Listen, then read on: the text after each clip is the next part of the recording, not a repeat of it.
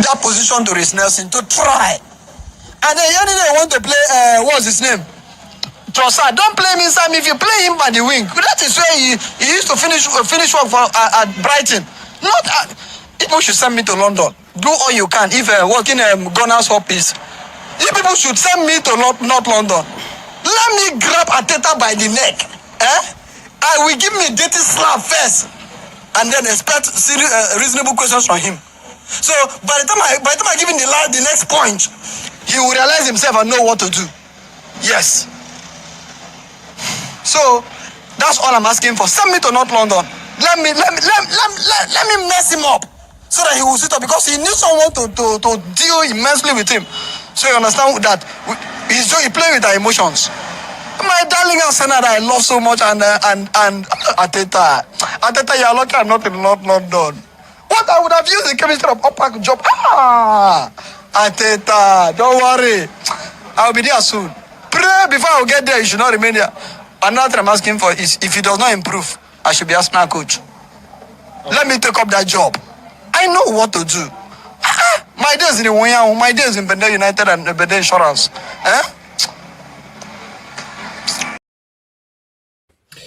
¿Qué pasó, familia? Welcome back to Northside LDN Caramba. And today we've got some good news, man. Some good news. Timber to sign a new contract. We are here. We are looking to line up a new contract for Timber. And it's great news, man. Great news. Much deserved. A player that has been, for me, our most consistent player this season. Very good. Very good. A great addition to the team when he's come into the team, even coming back from a long-term injury. You know what I'm saying? And the way that he's played, much deserved, much deserved. So big up to Berta for lining up this new contract. It will, it's not signed yet, but we're looking to line up signing Timber to a new contract. And I'm happy about that. I'm happy about that. You know what I mean? I think it's he's completely deserved it.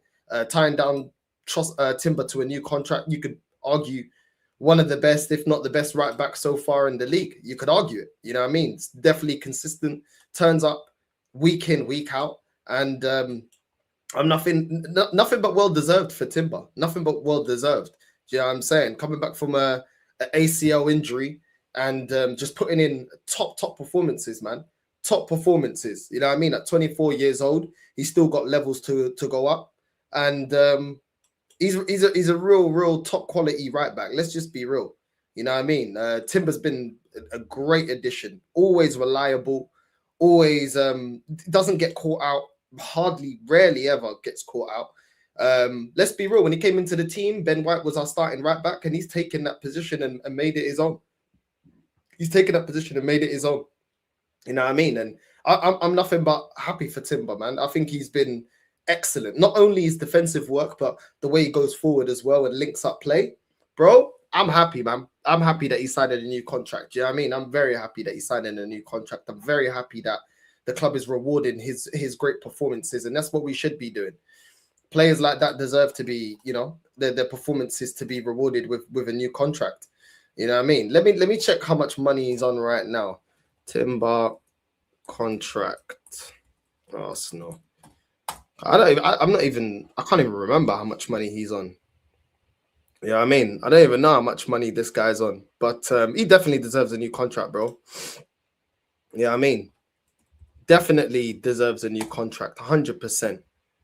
And let's just put Arsenal weekly wages, weekly player wages. Make sure you're smashing the likes up, man. There we go. Right. There we go.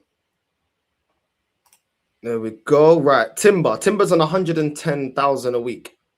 110,000 a week according to Salary Sport. That's where I'm seeing this. 110,000 a week. You're in Timber's on same amount of money as Ben White.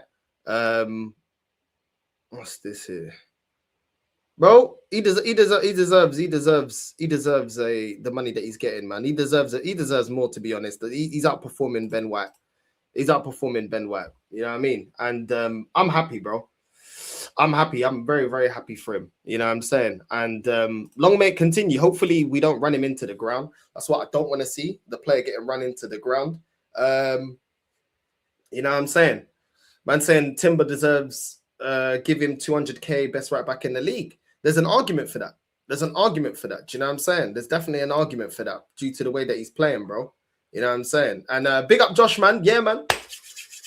You get me? You get me? The flat's there, man. Moving in tomorrow, bro. Moving in tomorrow. So yeah, man. We're gonna get into that later on. But yeah, man, the flat is done, bro. The flat is done. And yeah, it's a completed deal. You know what I mean? It's not a done deal. It's now a completed deal, bro. Tomorrow's moving in day. Do you know what I'm saying? So big up, man. Big up. I appreciate it, bro. I appreciate it. You know what I'm saying? I appreciate it. In less than a week, I've got my flat completely sorted.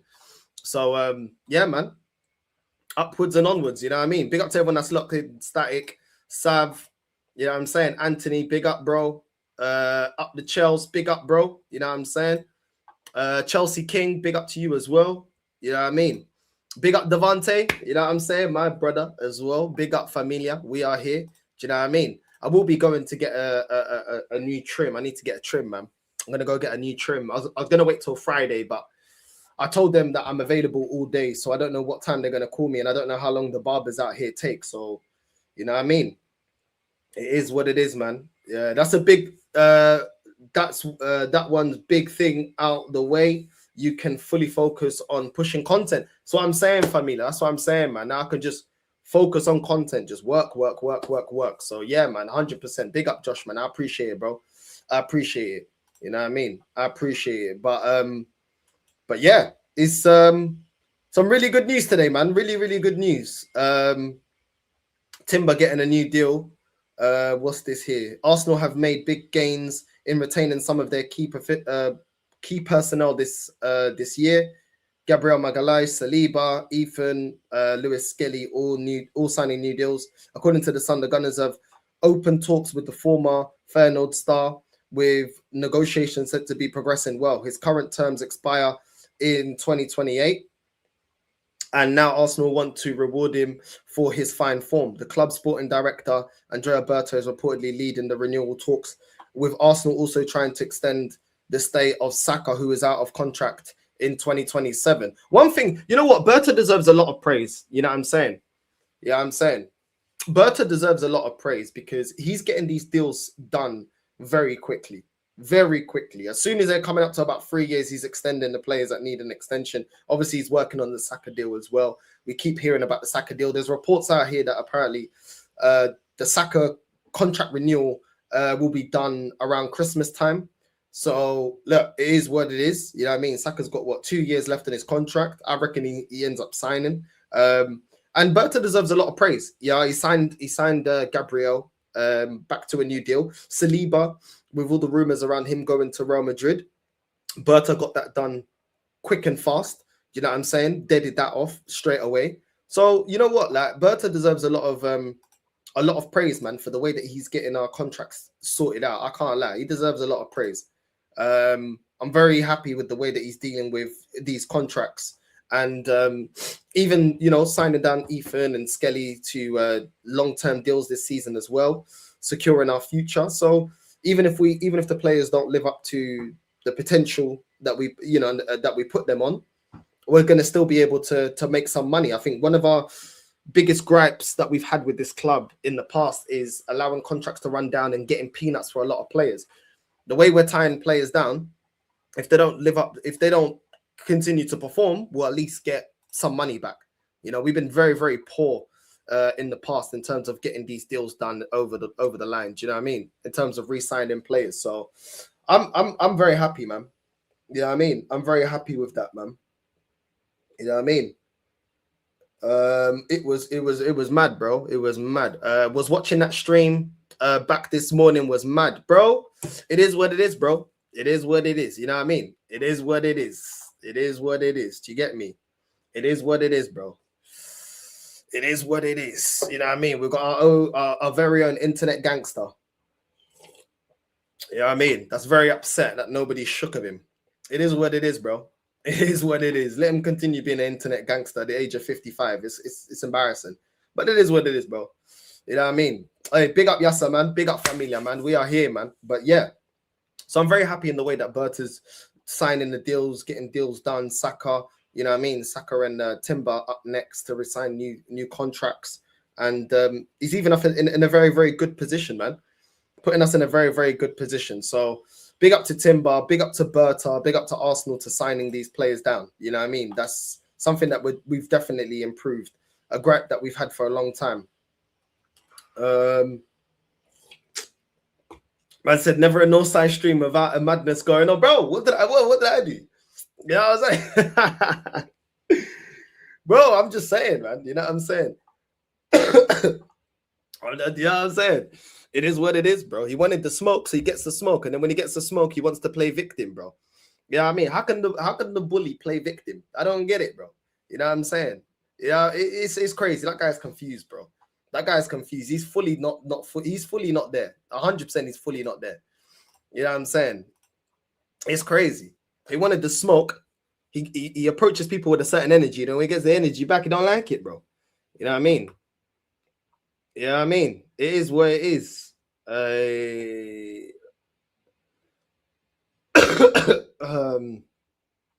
know what I mean? Hey, it's mad. It's mad, bro. You know what I'm saying? It's mad. Northside, nothing. Northside, respect for not bringing that fool with the nag on his head, especially for a third time after he disrespected you in just time. That's what I'm saying, bro. You know what I'm saying? It is what it is, bro. It is what it is. A lot of these man, they can dish it, they can't take it, they start crying. You know what I'm saying? It is what it is, bro. Yeah, I mean, my guy's irrelevant. That's why he wanted to keep jumping on, bro. You know what I'm saying? But anyway, the internet's all about perception. It's mad, bro. You know what I mean? Pick up Northside, or should I say North Academics? Bro, I wouldn't say academics, bro. I wouldn't say academics, bro. Don't align me with that guy, bro. Do you know what I'm saying? That guy's got some. He's done some crazy stuff we ain't gonna get into. Do you know what I'm saying? It is what it is. Yeah, you know I mean, big up, man. Big up. But this is what it is when you expose these guys. They start getting rattled, bro. They don't know how to rattle you. Do you know what I'm saying? But it is what it is. Man keeps telling me when he runs into me as if I'm running away. You know what I'm saying? But you know what I mean? It's crazy, bro. I used to play Tekken. I ain't played Tekken in years, bro. Strickler looks like he needs to act the bully because he struggles to lift his soldier. Bro, it is what it is, bro. Do you know what I mean? It is what it is. The Strickler file's going crazy, bro. I'm just saying, innit? I'm just saying. If I was really scared of my man, I would be ringing him down, apologizing, saying, oh, let's sort it out. I don't care, bruv. You know what I'm saying? I don't care, bruv. You know what I mean? Don't go anywhere. You know what I'm saying? No, Macy does his thing, bro. Macy don't care. There's no rules, bro. With Macy, there's no rules. We'll talk about everything. Do you like Tekken? Do you like WWE?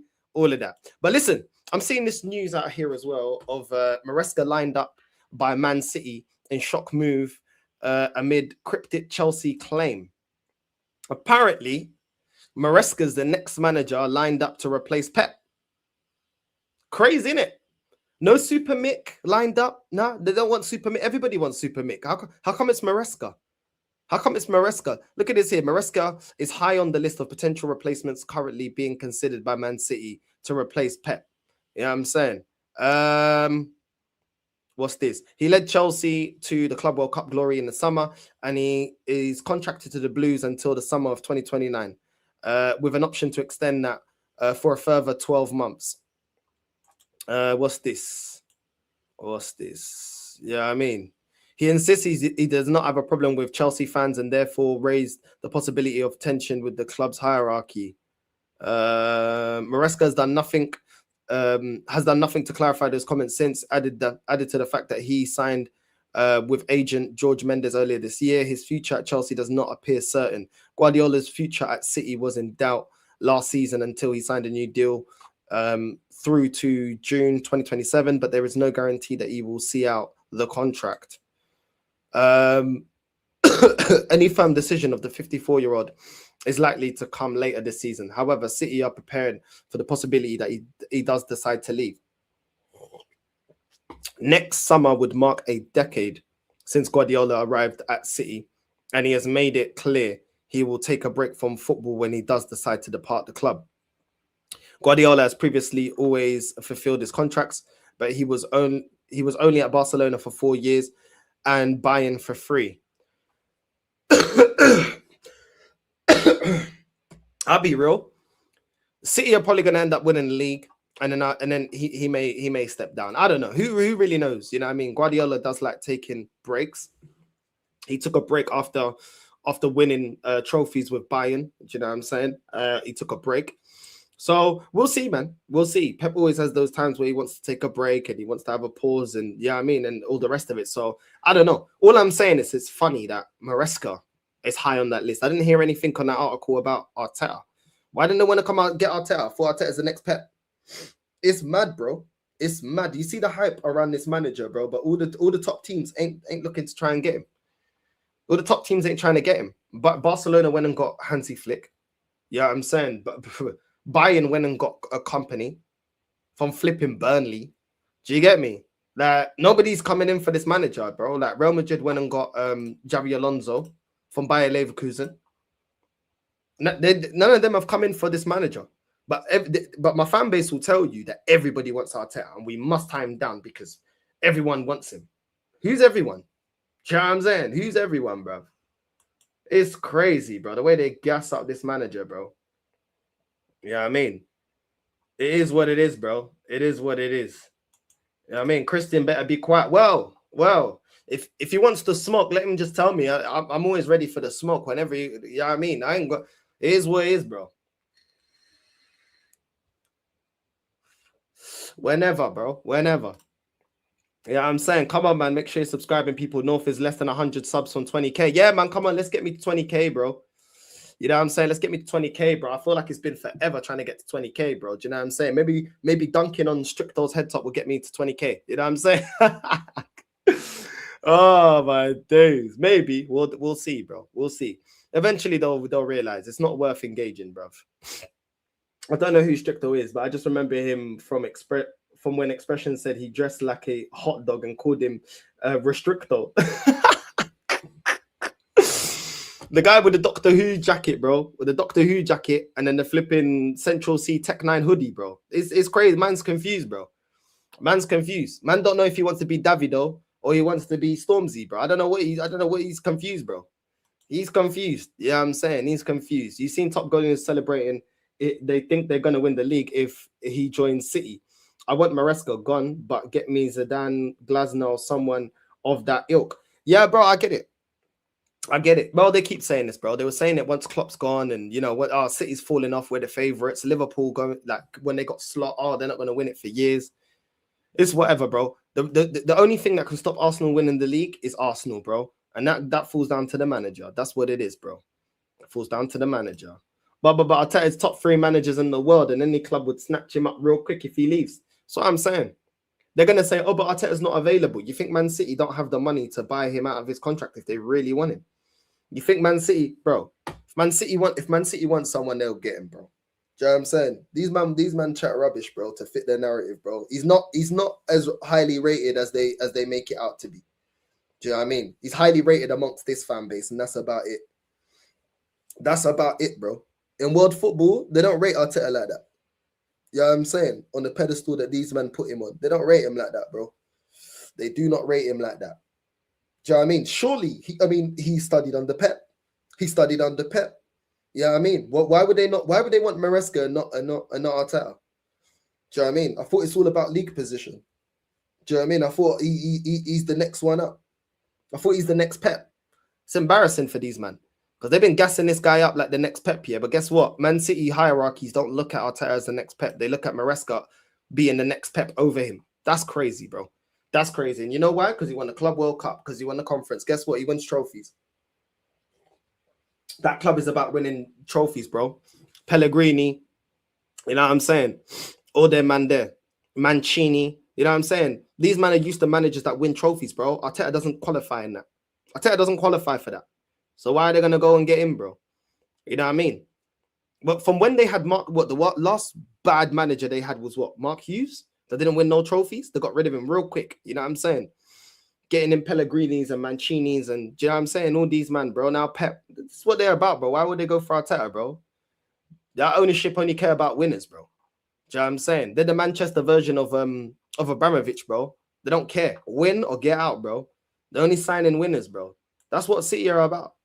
That's what City are about, bro. Trophies.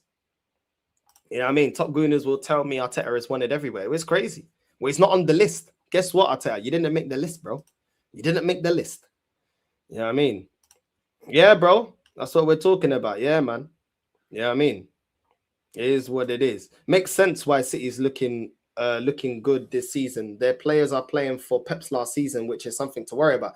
100%, I completely agree. That's a dangerous thing for us because if they're trying to, give him the send-off that he deserves, a decade at Man City, dominating the Prem, winning a treble, winning 5 trophies in 1 year, bro, he deserves a top send-off. And if he wants to go out like Fergie, you know what I'm saying, go out as a champion, innit? Do you know what I mean? Like the way that Fergie left Man United was like a boss, bro. Went and got Van Persie, boom. Do you know what I'm saying? Won the league, said, yo, I'm done. This squad needs a rebuild. Obviously, their team don't need a full rebuild. And to be fair to Pep, he has outseen a rebuild there. Yeah, I mean, you got Cherky, you got Mamouche, you got Haaland. You know what I mean? Obviously, Foden's come up now and is now, hitting his prime. You've got Doku, you got Savio. So he's not leaving Man City in a bad position. Yeah, it's not the same position that Fergie left Man United with a team that needed a rebuild. They were old now. You know what I mean? That was the last Prem that they could deliver as that squad, and they needed a revamp. But this Man City is in a good position. They still got Vardy, they still got Diaz, they still got Nunes. You know what I mean? They got O'Reilly. You know what I mean? They got loads of players. So if he does leave after this season, Pep is leaving him in a very, very good situation, very, very good position. You know what I mean? Yes, they do need to add a few more players in certain areas. Maybe another fullback. You know what I mean? Maybe another centre back. Maybe they need a few more positions to be added. But it's not a full rebuild. Like he's outseen a lot of the rebuild, and they've got some very good techie ballers, Cherky, Reinders. You know what I'm saying? They're going to be there for the future. Foden as well. Yeah, I mean, it feels like Foden's been there forever. But look at the player that he's coached Foden to be. Foden's coming in is coming in clutch for them in a lot of games. A bit like how KDB used to. Do you know what I'm saying? Not yet to the level of KDB week in, week out, but at the same time, look at the player that Foden's become. He's been very effective for them this season. So they're in a very, very good position. You know what I'm saying? I'm not expecting Mamouche to still... I really like Mamouche. I think he's a top striker. I expect him to develop even better. Maresca goes there. You know what I mean? Maybe he does. I don't know. All these rumors about, him clashing with the Chelsea hierarchy and stuff like that. Who knows? Do you know what I'm saying? You know what I mean? Man said, I knew it was smoke when the intro was Kendrick. Come familia, já sabes como é que é. Para dar uma porrada. Para dar uma porrada. You know what I'm saying? That's what we say in Portuguese, bro. When they're going to get, you know what I mean? When they're going to get knocked out. Dar uma porrada. That's a new word for you lot. You lot don't know about porrada. You know what I'm saying? It's what it is, bro.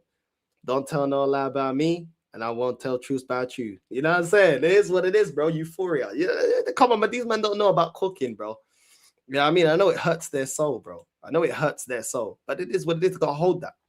They got to hold that. Bless Up North is the flat done deal or completed deal, familia. Completed deal, já sabes. Completed deal, bro. Completed deal, bro. So listen, it is what it is. I said, fair enough. Too many content creators. It is what it is, bro. It is what it is. And I know they're in WhatsApp groups and that they hate this side of they hate us. They hate us, bro. I'm not gonna name who's told me, but someone that's been there is like, yo, the hate that you man get in the group chat. I'm like, good. I'm living rent free in their head, good. What are they gonna do? Nothing. Yeah, I'm saying, see me in person and see, try it and see. Yeah, I'm saying, these men are idiots.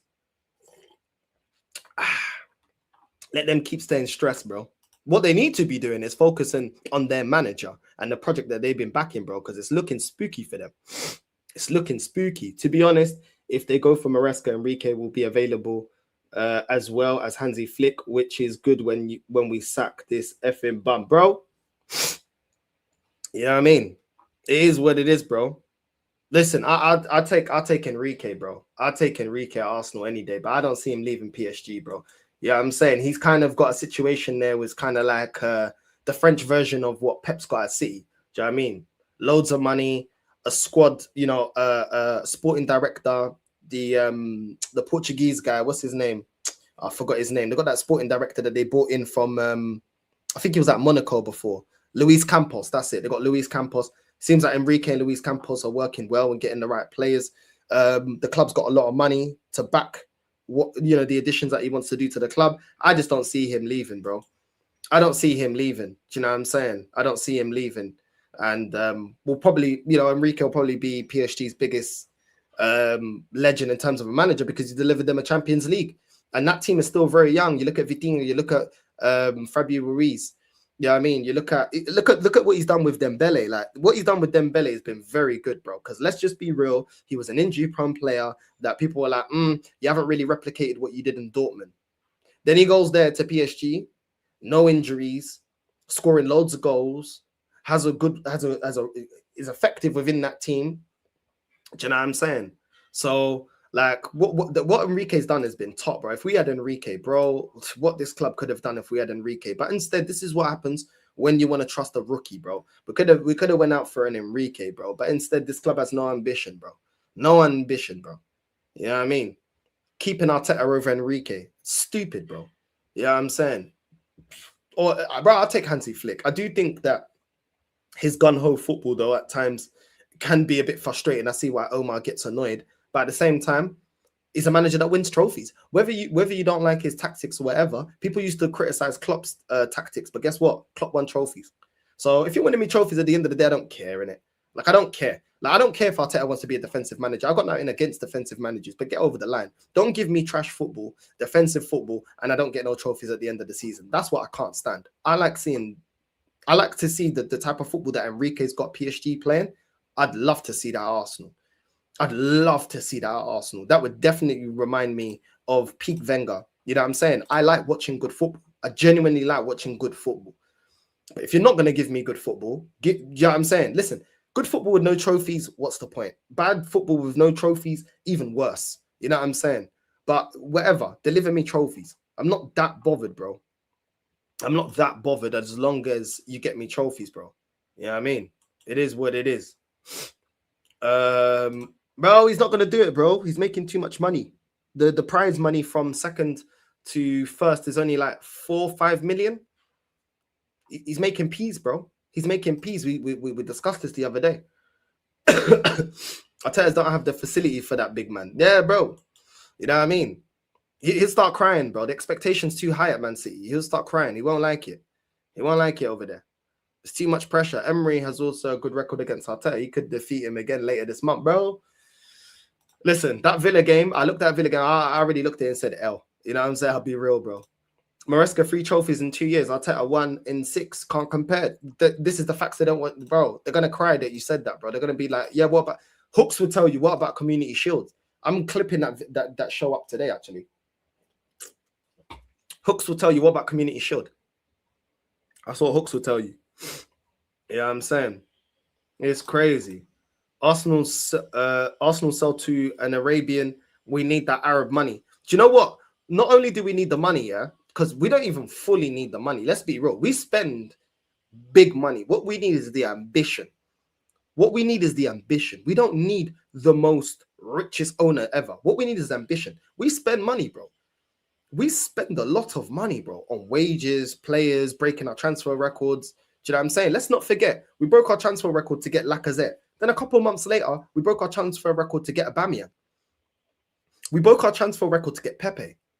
We broke our transfer record to get Declan Rice. These are all in recent years. Do you know what I'm saying? We spend money, bro. There was a time where we didn't, when we're paying off the stadium. But we spend money, bro. So at Arsenal, I can't even say it's a money thing. It's an ambition thing. It's an ambition issue, bro. It's not a money thing, bro. You know what I mean? Chelsea fan here. I think Chelsea want the Strasbourg manager. I don't know. You man happy with that? I don't watch the French league like that. I don't know. Wait, I remember, yeah. Blue Cohen, your ownership in that. They also own Strasbourg, innit? That's the link, innit? Because they own that. That's like your one of the clubs within your ownership that your ownership own, innit? I think that's why you lot are going for that manager. I hear it. I heard that Strasbourg has got like the youngest team or something in Serie A or something like that. Something like that. You know what I mean? You know what I mean? Quit while you're ahead, Nines. You get me? Big up, bro. I've been listening to Nines all the time, bro. So annoyed that he stopped dropping music, bro. That was my favorite UK artist, bro. Nines, bro. I swear down. Hey, KK, bro. Big up, man. Big up my G, man. Every time. You know what I mean? Yeah, I mean, every time, bro. Big up my familia. Yeah, he's not gonna come to Arsenal, bro. We don't even have the ambition to even try and get him. To be honest, if this club was serious, get him better, continue the seriousness and slam 20 mil on the table and bring Enrique. Do you know what I mean? Arteta is the top 3 highest paid managers in world football. How? Bro, I'll be real. I don't even think the money gets him over the line, but I hear it, the ambition to try, you know what I'm saying? To try and get him to Arsenal. But I feel like he's not finished there at PSG. I feel like he's still got, you know what I mean? I don't think it, you know what I mean? I don't know. I don't know. You never know, to be honest. You never know. I never thought Conte and Jose would go to Spurs. So you never know. But like I said, they showed a level of ambition to try and get those managers anyway at their club. So you never know, bro. You know what I mean? People can blame the Cronkies, but the root of our failure is the fans, because with proper fans, owners like the Cronkies and managers like Arteta do not last long. I agree.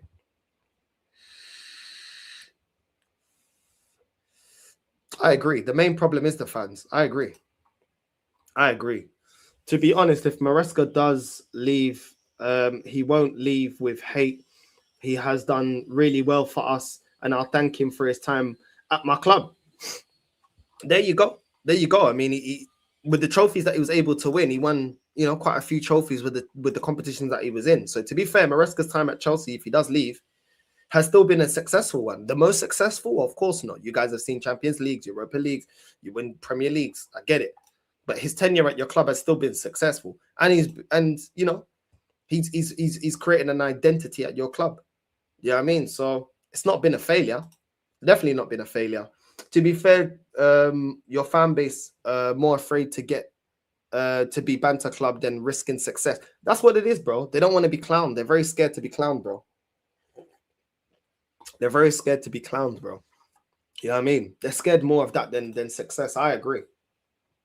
Kroenkes ain't the problem. The reason I say that is because this fan base would have gotten rid of him ages ago.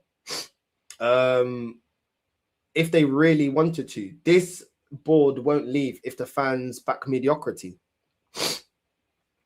Yeah, I mean, it is what it is. I mean, to a degree, I get what you're saying. To a degree, because they're the ones that put the funds to get Timber, to get Gyökeres, to get Eze, to get Zubimendi, you know what I'm saying, to get Hincapié here. Do you know what I mean? So, to be honest, in terms of the board, they have put the money down. But at the same time, they are also responsible for the employment of everyone in the club, including the manager. And when they think that the manager is doing a good job, they are part of the problem. They are part of the problem because at the end of the day, there's no one in position at this club without their say-so, without their green light. And if they think this manager is good enough to stay here, then it's a massive problem for me. Massive problem. Big up Northside. Love watching the content. I'm not an Arsenal fan. Keep the grind going, bro. Come on, man. Big up Familia, man. You already know. Top Gooners are poisoning Arsenal with their false hope and belief now. Stricto's part of the Top Gooner gang. He's been part of the Top Gooner gang for time, Macy. For time. Hopefully my owners see the level of manager we have. Him being linked to City as a reminder we didn't need. You know what I'm saying? Bro, I think Maresca's is a good manager. I think your ownership do. I get why he's like, yo, I needed certain players. I needed centre back. I needed this. I needed that. I get it, bro. You know what I mean? He does need to, be backed. At the end of the day, he has won you trophies. So he has, earned some grace to be backed on that front. But it is what it is. I don't know what you man are doing, innit? Let me put the link out. Anyone does want to jump on.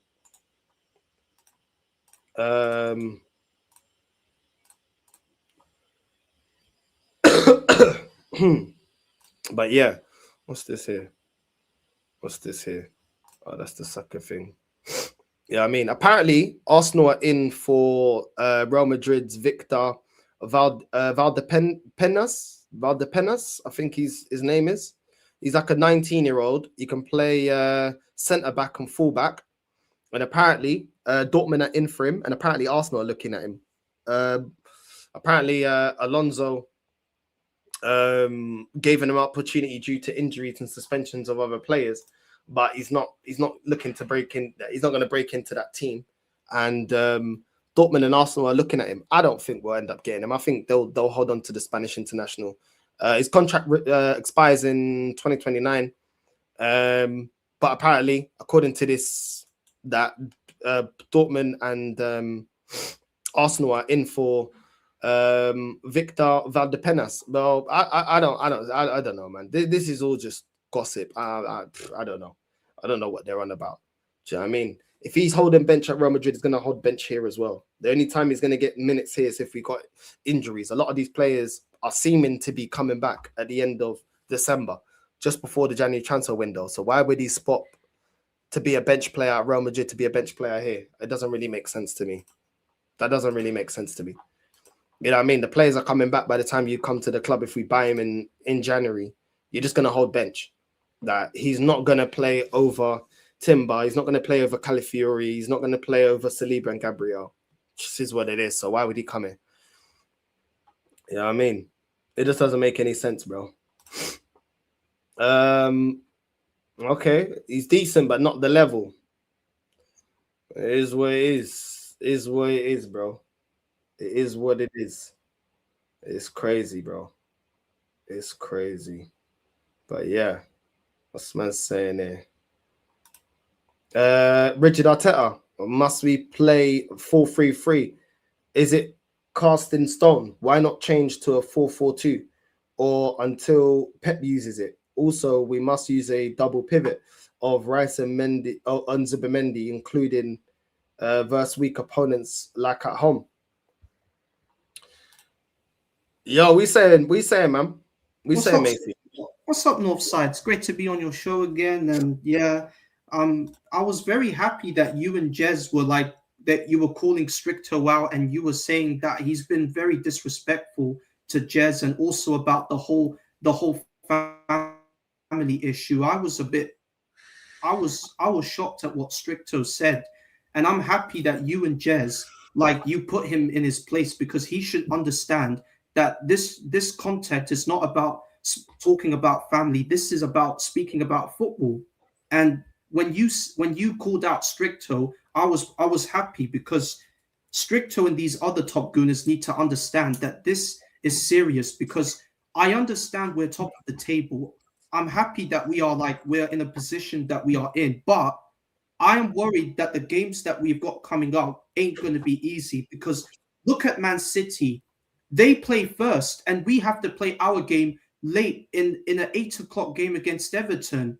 And I expect City to put up to beat West Ham comfortably. But even though Everton have got some injuries of their own with Grealish and Dewsbury Hall, I'm still worried that they have Idrissa Gueye in their squad, and they also have Thierry Barry's name, their striker, and it wouldn't surprise me if he scored his first goal against us, because ever since he's come to Everton, he's not hit the ground running since he arrived from Villarreal. But I'm just a bit worried that if we play the same way we played against Wolves, Everton will use that as an advantage and beat us in our own game. But let's not forget, not only do we score from set piece goals, they can also score from set piece goals too. And that's the thing that worries me, because look at their defenders. They've got Tarkowski and Michael Keane as their defensive pair. And if either one of them like heads the ball into the net, then this will damage our blow of us challenging for the league, because not only do we have Everton coming up, we've also have to play Brighton and Aston Villa on the final month of December. So those are the games that we have to win, because we cannot just daddle around and say, "Oh, why are you guys moaning? We're still top of the table." I am happy we are top, but I am worried about the games we've got coming up, because we have to go to Everton Stadium, and our record at Everton Stadium, especially at Goodison Park, has not been amazing. And also, the Brighton game. Look at Brighton's manager. He's got a good record against Arteta. Every time we play Brighton with Hurzeler in charge, he has absolutely bested our manager with 2 draws last season, and it wouldn't surprise me if he did the same thing if we stinked out another draw and Hurzeler got one over our manager. And then after that, we've got to play Aston Villa at the Emirates, and it ain't going to be easy because Aston Villa beat us 2-0 at the Emirates with Emery, and that was the year we bottled the league that year.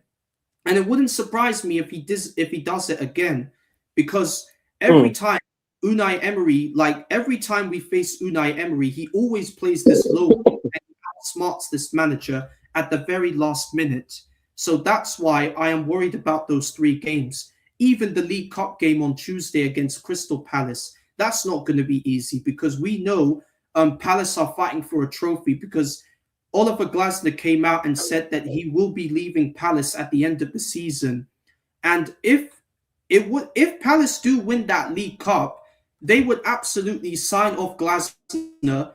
That will give Glasner the absolute respect that he had, because when he first came to Palace, the first thing he won with them was the FA Cup, and they've never held a trophy in their lives until last season. And if they win the League Cup this year, then Glasner will finally be able to just walk out of Palace with his head held high. And if he is leaving Palace this season, this will be our moment to get him, because I wanted Glasner at Arsenal, because I've always seen how Glasner plays this kind of football style, and it would be amazing if he was our manager. But we know who our top gooners are. They always love to say, "Oh, but why are you still slagging off Arteta?" Because Arteta, every time we face a game that is under pressure, this manager can't find a way to get himself out of this pressure, and that's why let's say if we win the Premier League or not, we have to get this manager out, and we have to go and get somebody with experience, because we brought in Berta for one reason and one reason only, and that's for him to push the button if Arteta is worthy of challenging for a trophy or not. So that's why Berta has to do something. He has to press the button and go out and get a manager that is worthy of taking us to the top, because we should be fighting for the biggest trophies in the world. And if this manager can't do that, then we have to get somebody who can do it.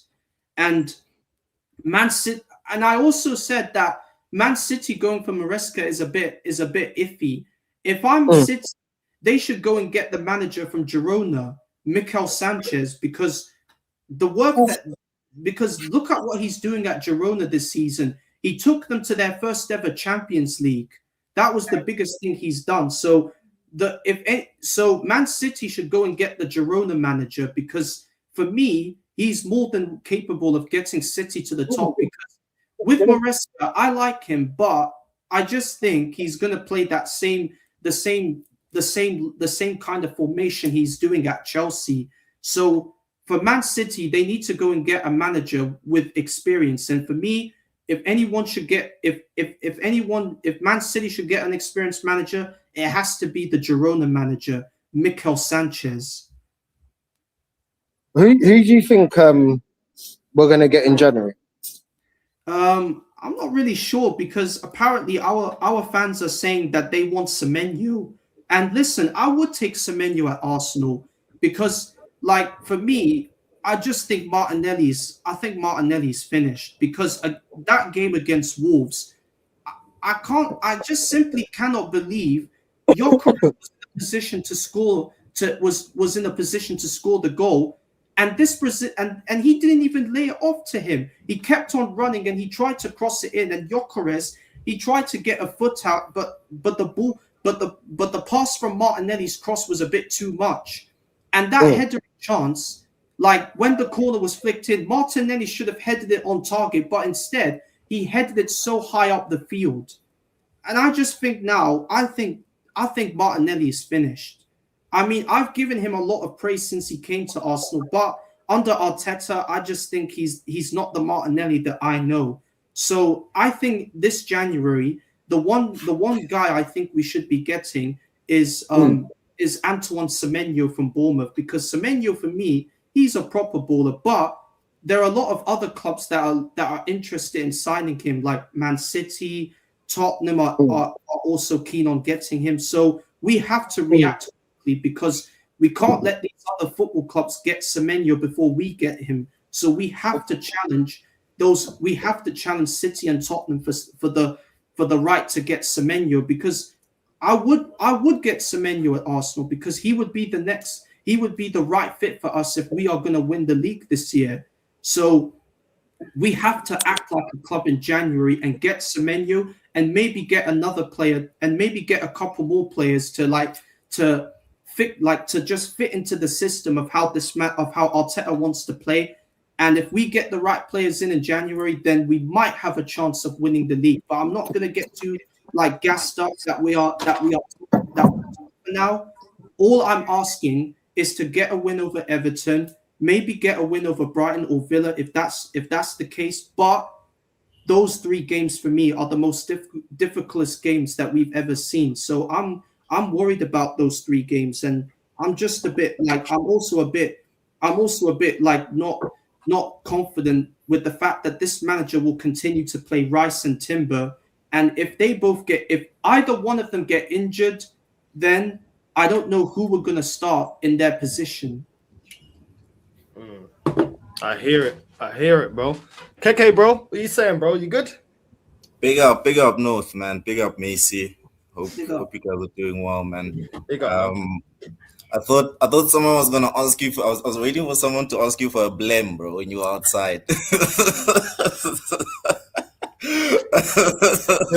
must have seen me cooking stricto yesterday, so yeah, leave him. It's not the day. It's not the day. That was such a random crash out. You telling me the man they just want to blame.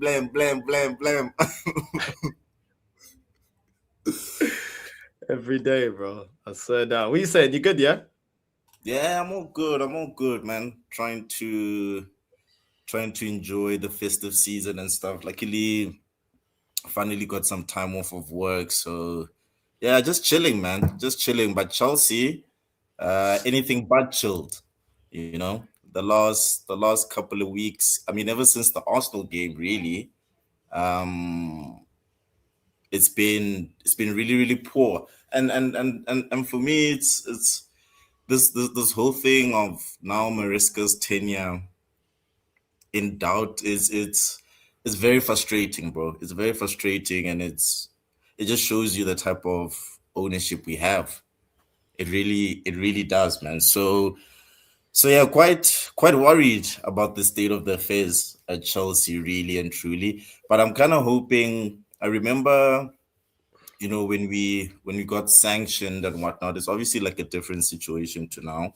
But like when we got sanctioned, at the time, I think Tuchel really found a way to galvanize the team, and we won a lot of games under that period where Abramovich was kicked out and we got new owners. So I'm hoping Maresca can kind of use this tension or sort of like this drama. We got a couple of big games coming up, Newcastle and Aston Villa, and we need to win, bro. We need to win. I'm not trying to struggle into top 4 again. Like we literally have to fight tooth and nail to get into top 4. I'm not really trying to do that. I'm really not trying to do that. So I'm hoping we can get back on track. Had a couple of back-to-back wins against Everton and Cardiff. Not great performances at all. Chelsea haven't really performed to a very high level this year or this season. You know, I know we can pick like a handful of games with your Barcelonas, your Arsenals, whatever. But overall, bro, it's. I think last season we were playing at a higher level. Like when we were smoking Aston Villa at home, we were smoking Wolves away, we were smoking West Ham away.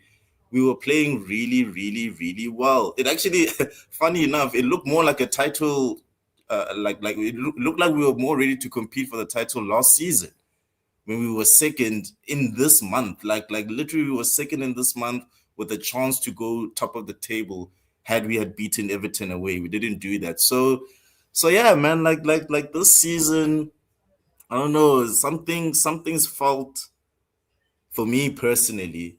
Something has felt off about the setup for quite a while. And I think Maresca coming out now, I'm glad he did. I've always, like ever since he's been at Chelsea, I've actually kind of been, I don't know if impressed is the right word, but I've kind of been like, yo, you know what? I'm glad I have a manager that tries to keep it real, bro. Like since Maresca has come in, there's certain things he said where it's like, okay, at least I know you're being honest. He told us Mudryk is not off the level when he was still able to use Mudryk. He told us, like, the brother literally came out and he said he wanted a center back, bro. He didn't allude to it. He didn't insinuate it. He literally said, yo, I told the board what I think, and I think we need a center back. He told us that. I don't know a lot of managers in world football that is actually as upfront as Maresca has been at certain times. So yeah, man, like, I don't know. What do you men think about this Chelsea situation? Because we always seem to have internal drama. It was only a few months ago there was a civil war between the owners, Todd Bowley and Ekbali, bro. It was I think that was this season, if I'm not mistaken, that all of that stuff is going down. So yeah, man, I'm not sure what's gonna happen for the rest of the season, because things internally, they look a bit shaky, man. They look a bit shaky. I don't really know, man, with your club. I don't really know. Like, why are they looking to get him any, like, the players that he wants in January, or they're gonna wait to the summer? Like, I don't really get what the plan is at Chelsea. Like, yeah, bro. Apparently we're not looking at making any January signings. When this whole thing about Maresca wanting a centre back came out, generally the briefs were like, yo, like, you need to work with what you have. What he has is a bunch of defenders that are not off the level. So the problem is, in terms of the players he was looking for, I know he wanted Mike Mignon. I mean, that was briefed that he wanted that goalkeeper. Chelsea weren't willing to pay a little pound, like a little mil or two extra to get that goalkeeper in. So he didn't get that. To be honest, when I think about how much he used Nicholas Jackson last season, did he want him to leave? Like where did that breakdown come from? Because he used to single out Nicholas Jackson as an important player, but he's gone now. Not an adequate replacement came in. We dashed Mark Gude to Sunderland, and we were forced to bring him back because Liam Delap got injured. Is that something the manager wanted? I don't think so. Did the manager want Garnacho and Gittins? I don't think so. Did he want Facundo Bonanotte, a player we got from Brighton, bro, on loan? That's your backup for your best attacker in Cole Palmer, a Brighton loanee, bro. Are we seriously saying that's what Maresca wanted? Of course not. You look at the centre back situation. Cool, Levi Colwell injured. Levi Colwell, I don't like what frustrates me is that it was only a few months ago last season that people were saying this kid is not good enough. Yes, I understand he improved, but Levi Colwell, as it stands, even with his good form, he was not a world-class defender. Wesley Fofana, way too injury prone to be a world-class defender. But that needed to be his starting pay. Look at Tosin, bro. A freebie from Fulham, but he ends up costing us points. That's your backup. I remember at the start of the season, a lot of Chelsea fans were saying, oh no, Tosin is the only profile that plays how Maresca wants to play. Tosin is the only defender that can pass from the back, break the lines, retete. What we all forgot about Tosin is that he's from Fulham, bro. Like we picked him up from Fulham. He's not levels like that. You look at Buddy Shield, a couple of good performances. But for me personally, I sold my stocks in Buddy Shield time ago. He was awful last season. He was awful the season before. He only had a good period when he arrived in January, when he was still under Graham Potter. Besides, he's injury pro, not good enough.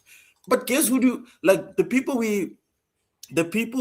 we have lined up to replace these guys is Mamadou Sarr and Aaron Anselmino. Aaron Anselmino is a kid we got from Argentina. He was brought to Chelsea because around that January period, he still had a this last year. He didn't play a single minute, bro. Mamadou Sarr, we signed him. He was at the Club World Cup. He played one game. We sent them both out on loan. One's at Strasbourg, one's at Dortmund. Those are the centre-back replacements. If we sell, let's say, for example, we sell Buddy Ashil and we sell Disasi and we sell maybe like a Chalaba or something, these are the two guys coming in, bro. Another 19, 20, 21-year-old that hasn't competed at the top level. That is the theme. Look at the midfielders. Cool. Moises Caicedo, cool. Andre Santos, he's been struggling. I like Andre Santos, bro. I think he's a good player, bro. But he's struggling. And why the hell would he not struggle? He's a 21-year-old kid that is playing at this level for the first time in his career, bro. Of course he's going to struggle. But guess who's the backup behind him? It's Dario Osugo. Who's that? Who's Dario Osugo, bro? Who is that? So I'm like, yo, like even if there was a plan north, bro, the plan is not exciting in terms of transfers. People are okay, cool. Pedro Neto, is he levels? Is he not? We don't know. He's playing well. Okay, cool. Who's he gonna get replaced by? Quenda. Listen. With all due respect, who's Quenda, bro? Who's Giovanni Quenda, bro? Who's that? I think I might know who Quenda is. He's some young Portuguese kid from Sporting Lisbon. Now he knows who he is, but he's saying like in the sense that why is all the backups? I'm just like, I'm just saying that. Why I hear your frustration. Why all the backups? Kids that have not competed at this level, it's a massive risk. Even if one or two of them may hit the ground running and can play, it's highly unlikely that all of them are going to be able to do that. And it doesn't mean that they're bad players. Some players, even experienced players, some of them take a while to adjust to this league. Do you know what I mean? So even look at Gyökeres. I know there's different reasons, but look at Gyökeres. You know what I mean? Certain players don't just hit the ground running straight away. Reinders had some good games, but he's also had some games where he's been a bit more quiet. This is normal when you're new to the league. It's expected. So I hear your frustration. I think I said this at the start of the season. I felt like you guys have got a good base, but you need to build upon that base. The base is good, you know what I'm saying, but you need to build, and the additions that need to come into the club need to be out and out starters. You've got enough young potential. Whether they reach their potential out on loan or you give them a couple of minutes or whatever the case may be, you need here and now players now. Like I don't really understand how many positions you need of young potential. I get it in the sense that your club is financially looking after itself, but at the same time, if they also have the ambition to win trophies, you do need to sprinkle a couple of ready-made players now. You have to. You need leaders. You need players. Those are the ones that make you go up levels. You know what I mean? Some of these players, even if you get, like, for example, like Ødegaard, I think your fan base got overexcited with Ødegaard, not because he's a bad player, but because they're already trying to make him something that he's not yet ready to be. Yeah. You know what I mean? Yeah. It doesn't mean the potential's not there. It doesn't mean that we can't see quality in the player, but he's not ready to do what Yamal does. And let's be real, like what Yamal's doing isn't necessarily the norm. You know, how many players at all, North? That's Lamine Yamal is what a generational talent looks like, bro. I think one thing I want to remind football fans, a generation, when you think about the time span of what a generation is, that's 20 years or more. I have not seen a young player like Lamine Yamal since I saw Messi breaking through, bro. We have not seen these levels. These levels are not normal. These are outliers. So when you're saying you are seeing a generational talent, the likelihood is no one else will be at that level. So it's unfortunate for Ødegaard because he's a good player. But in my opinion, Ødegaard looks exactly how a young, exciting winger is supposed to look like. You take risks, you dribble, your finishing is poor. That's like, bro, I swear down. I've seen Damari Gray play like how Esteval plays as well. I've seen Andros Townsend, bro. Like we've seen. I remember when Ross Barkley was at Everton, bro. Like bro was looking like a player, bro. So it's like the reality is there's no ways like within like when you spend $1 billion, yeah. My expectation was at least 6 to 7 world-class players. At least if you're gonna spend $1 billion, $2 billion, yeah, on these unknown quantities, I must see 6 to 7 world-class players. Who is at that level at Chelsea? Because even Cole Palmer, cool. Cole Palmer's lit. Cole Palmer's cool. Cole Palmer's been shit for most of the year, bro. To be fair, you didn't buy him world class. You guys kind of developed him into being a top player. Like you didn't buy him the player that he is right now. To be fair, do you know what I mean? So I get it because it was a good scout. Take nothing away from you lot. You got him from City. Clearly, your scout saw the ability, but you didn't buy him as a ready-made player. You know what I mean? Like I'd say like Lavia, Caicedo. Those are players that you bought, but people are like, yeah. You know what I mean? Even Liverpool were looking at them. Do you know what I mean? Arsenal were looking at them. They were players that you like when you bought them. People were like, yes, they get into my starting 11. So you did buy some players, but it's not enough, innit? Like it's not enough. Like even like going and getting Jackson, it was like, nah, why are you getting a Jackson? Like that's not. I've seen you guys got Diego Costa before. Do you know what I mean? I've seen you have Drogba, but like, come on, like the strikers that you guys have had, like even when you got Fernando Torres, it's like I don't. As an outsider, you know more. You're a Chelsea fan. As an outsider, it looks like they have the standards of for your team to be able to win major trophies now, but they're recruiting for a team almost at times that just wants to challenge, not to be champions. The level of recruitment just seems like challenges more than actual we're buying to win. You know what I'm saying? When I've seen your club have flipping SCN, you know what I'm saying? I've seen your club have Lampard and flipping Hazard and all these great players where you're like, yo, these are additions to win. You know what I mean? John Terry's at the back. You know what I mean? Carvalho and players that you used to buy players win now. Even when you went and got Ashley Cole to win now. He was a Premier League champion. Win now. You know what I'm saying? And at the same time, I just think they need to tweak what they're doing. I don't think it's completely bad what you guys are doing, like buying for the future. I just think too much of anything is a bit over the top. Like at the end of the day, you need to go and get players that can deliver in big games. I think that's part of your inconsistency. As soon as you play your team, like when you guys have like Caicedo, and then you've got like Reece James in the middle, and then you've got Gusto on the right, and you've got Cucurella on the left, and then you've got Fofana in the middle, and you've got Enzo maybe playing in the 10, or you got Palmer in the 10, and then you got Pedro Neto. Like when you play like your main team, you look good. But as soon as you rotate, I don't think it's just the mentality that drops against the weaker teams. There's a drop off in quality. There's a drop off in quality because you got a lot of players that are potential players and players that are good in certain circumstances. Like Garnacho is good under certain circumstances. Pedro Neto can be effective under certain circumstances. These ain't players that just raise they raise their game every single game. They're kind of depending on how the game goes. And I think that's the problem. Like even that, what's that midfielder that you got, the Brazilian one? What's his name again? Andre Santos. Another one has potential, but once again, potential. You know what I'm saying? And it's like, I just feel like it kind of shows the level of your squad, a bit like Arsenal.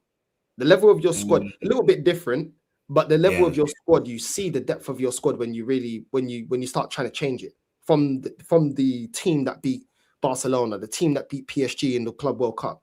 Do you know what I'm saying? Like then you start seeing how strong your team is, because really and truly, you do a lot of rotation against the smaller sides. It's not even against the big sides. Do you know what I'm saying? It's against the weaker sides, and you still look at the way that you lost against Sunderland.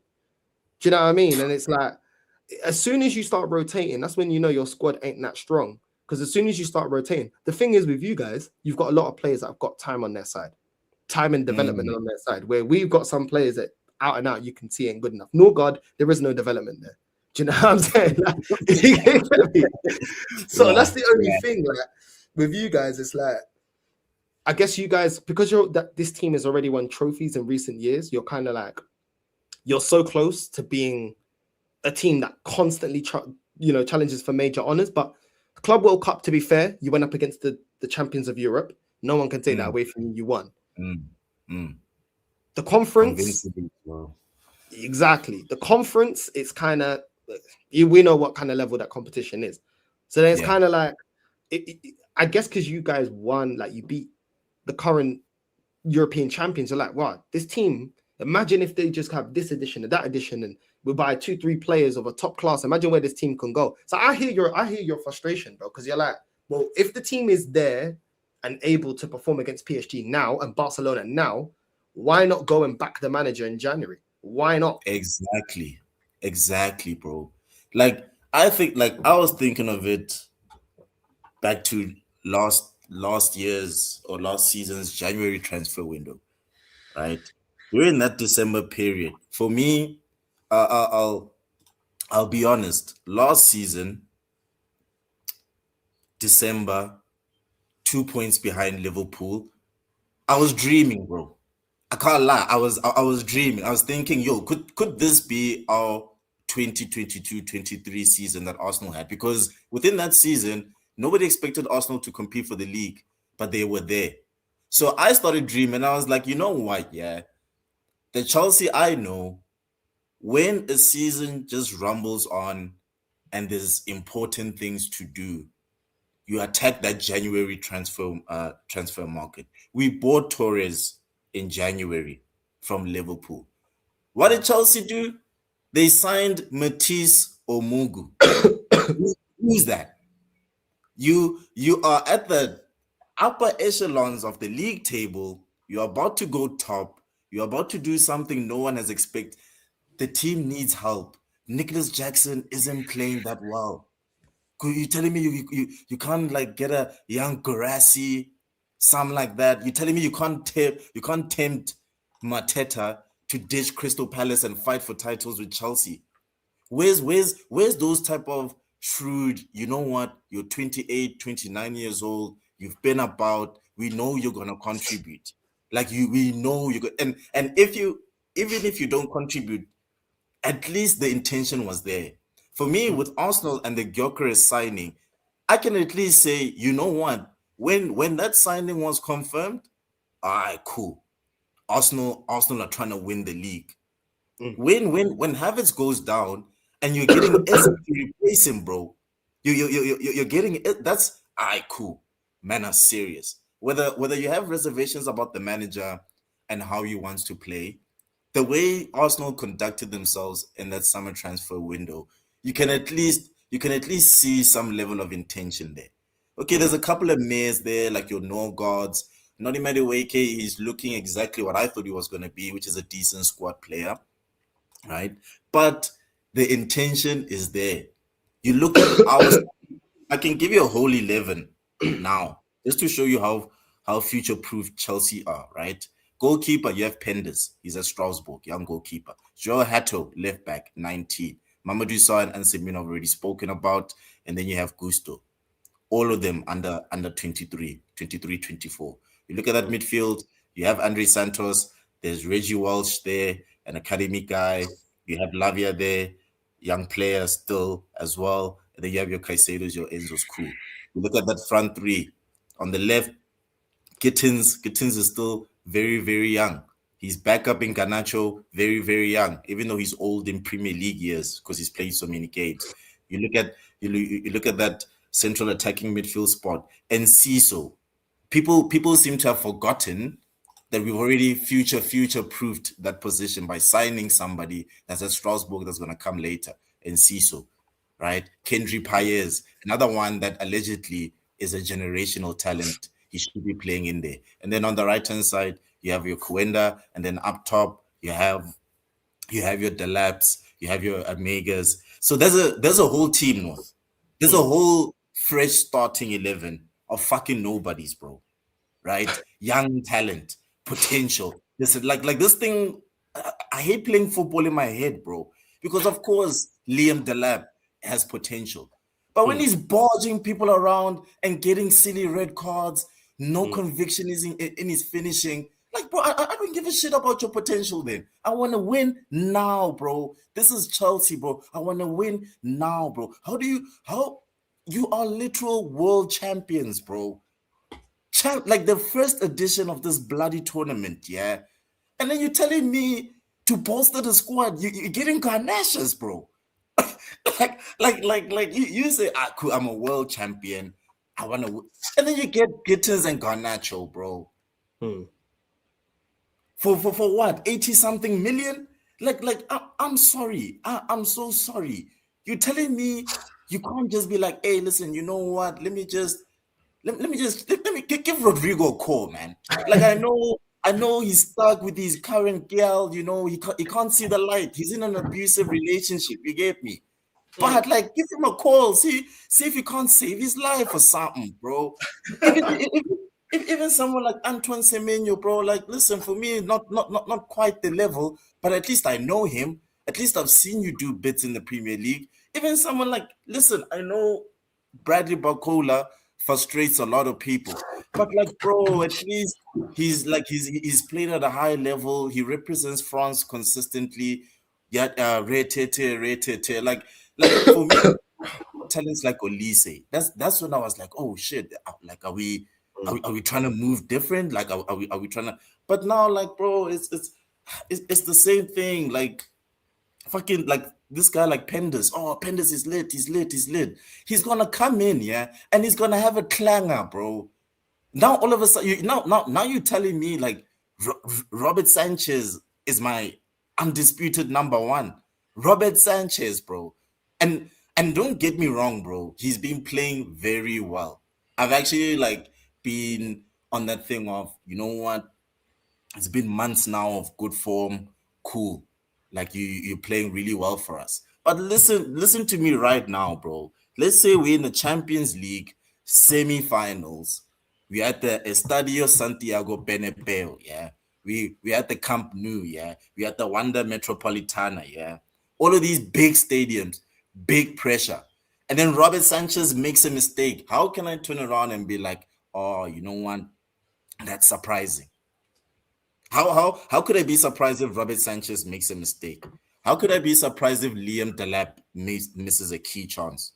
How could I be upset or surprised if Esteval's form is up and down? You know, like people aren't talking about it, but since that Barcelona game, he hasn't really been doing his thing.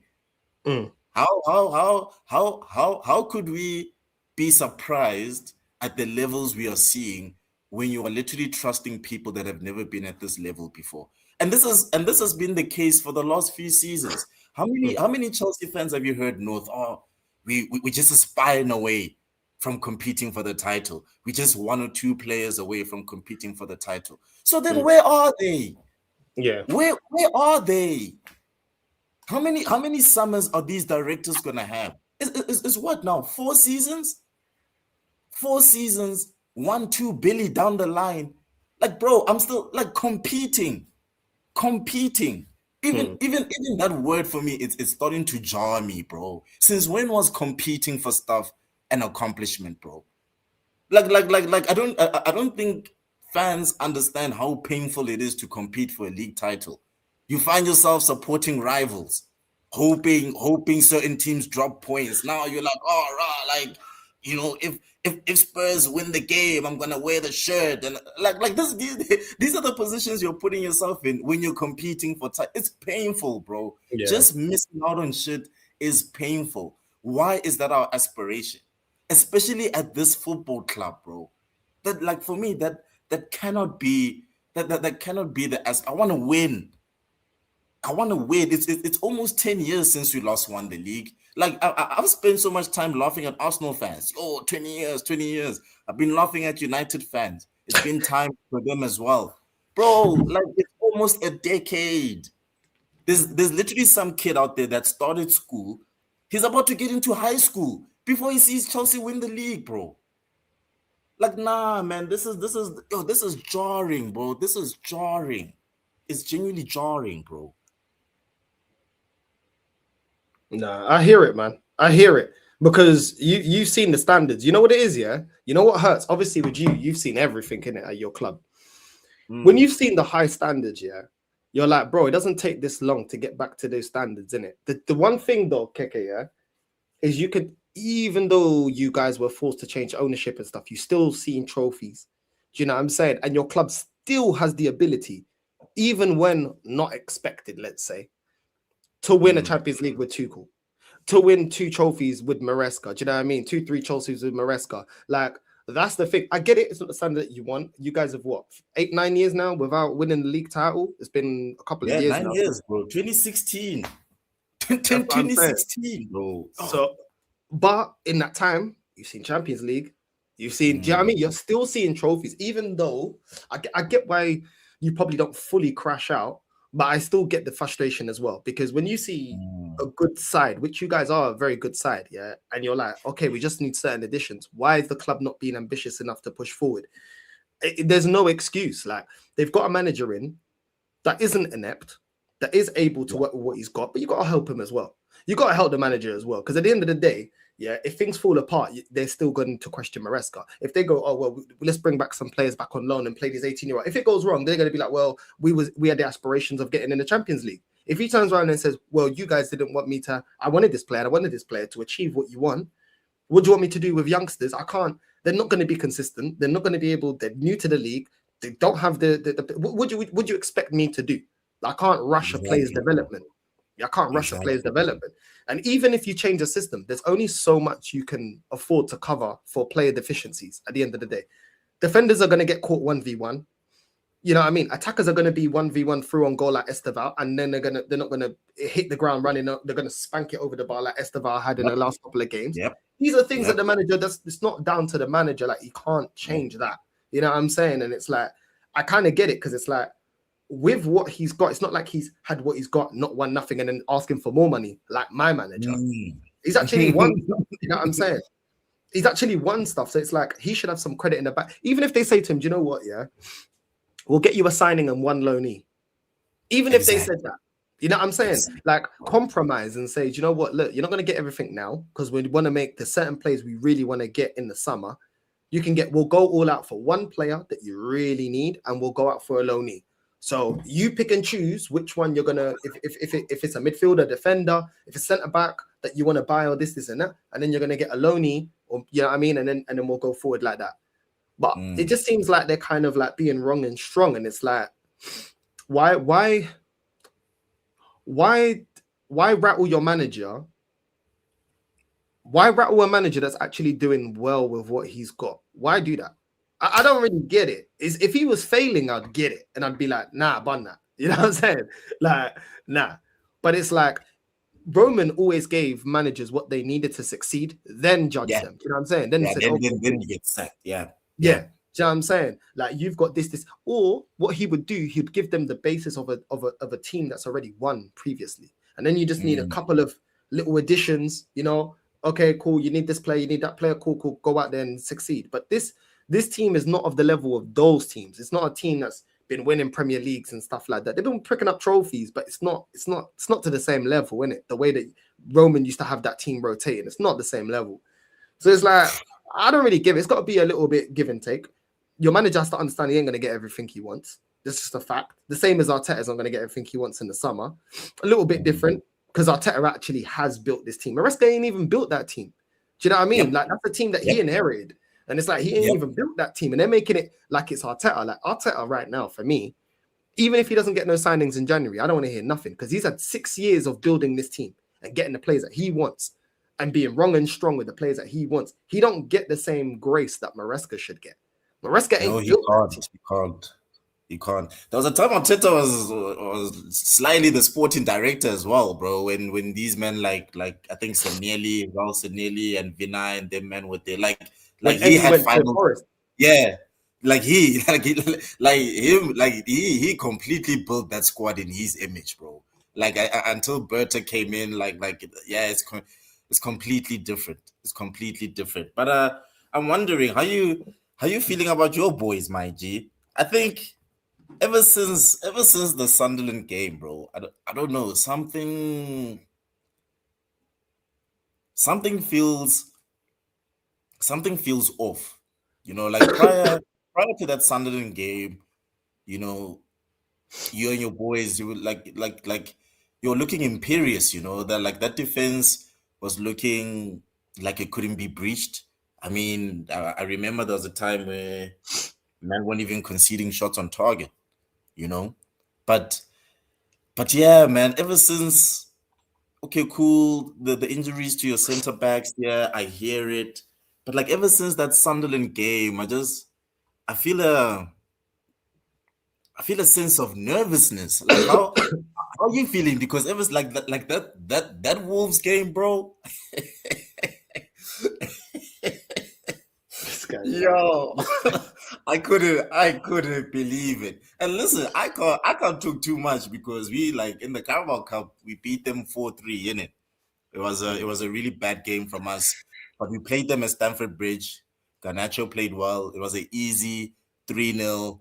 You forget about it. You'll see it in the next 10 years when our social media teams remind us, you know, that on this day shit. But what you guys put in against Wolves, like jeepers. But how you feeling, bro? How you feeling about the state of affairs at the minute? Like where your confidence levels? Do you know what? Like, obviously, I don't know how many games of like Arsenal games you watch. Obviously, you're a Chelsea fan. I'm sure you keep up with some. But like, if you really think about it, we haven't been looking convincing from the start of the season. Like, Man United game, we got away with it. Poor performance. Liverpool and City, we were playing the 3DMs. We dropped points. Yes, have we won a couple of games? Yeah, we turned up against Atletico, Bayern, stuff like that. But then the games before that, when we played Brighton, we should have been 2-0 down. When we played West Ham, we were rubbish. When we played Fulham, we were rubbish.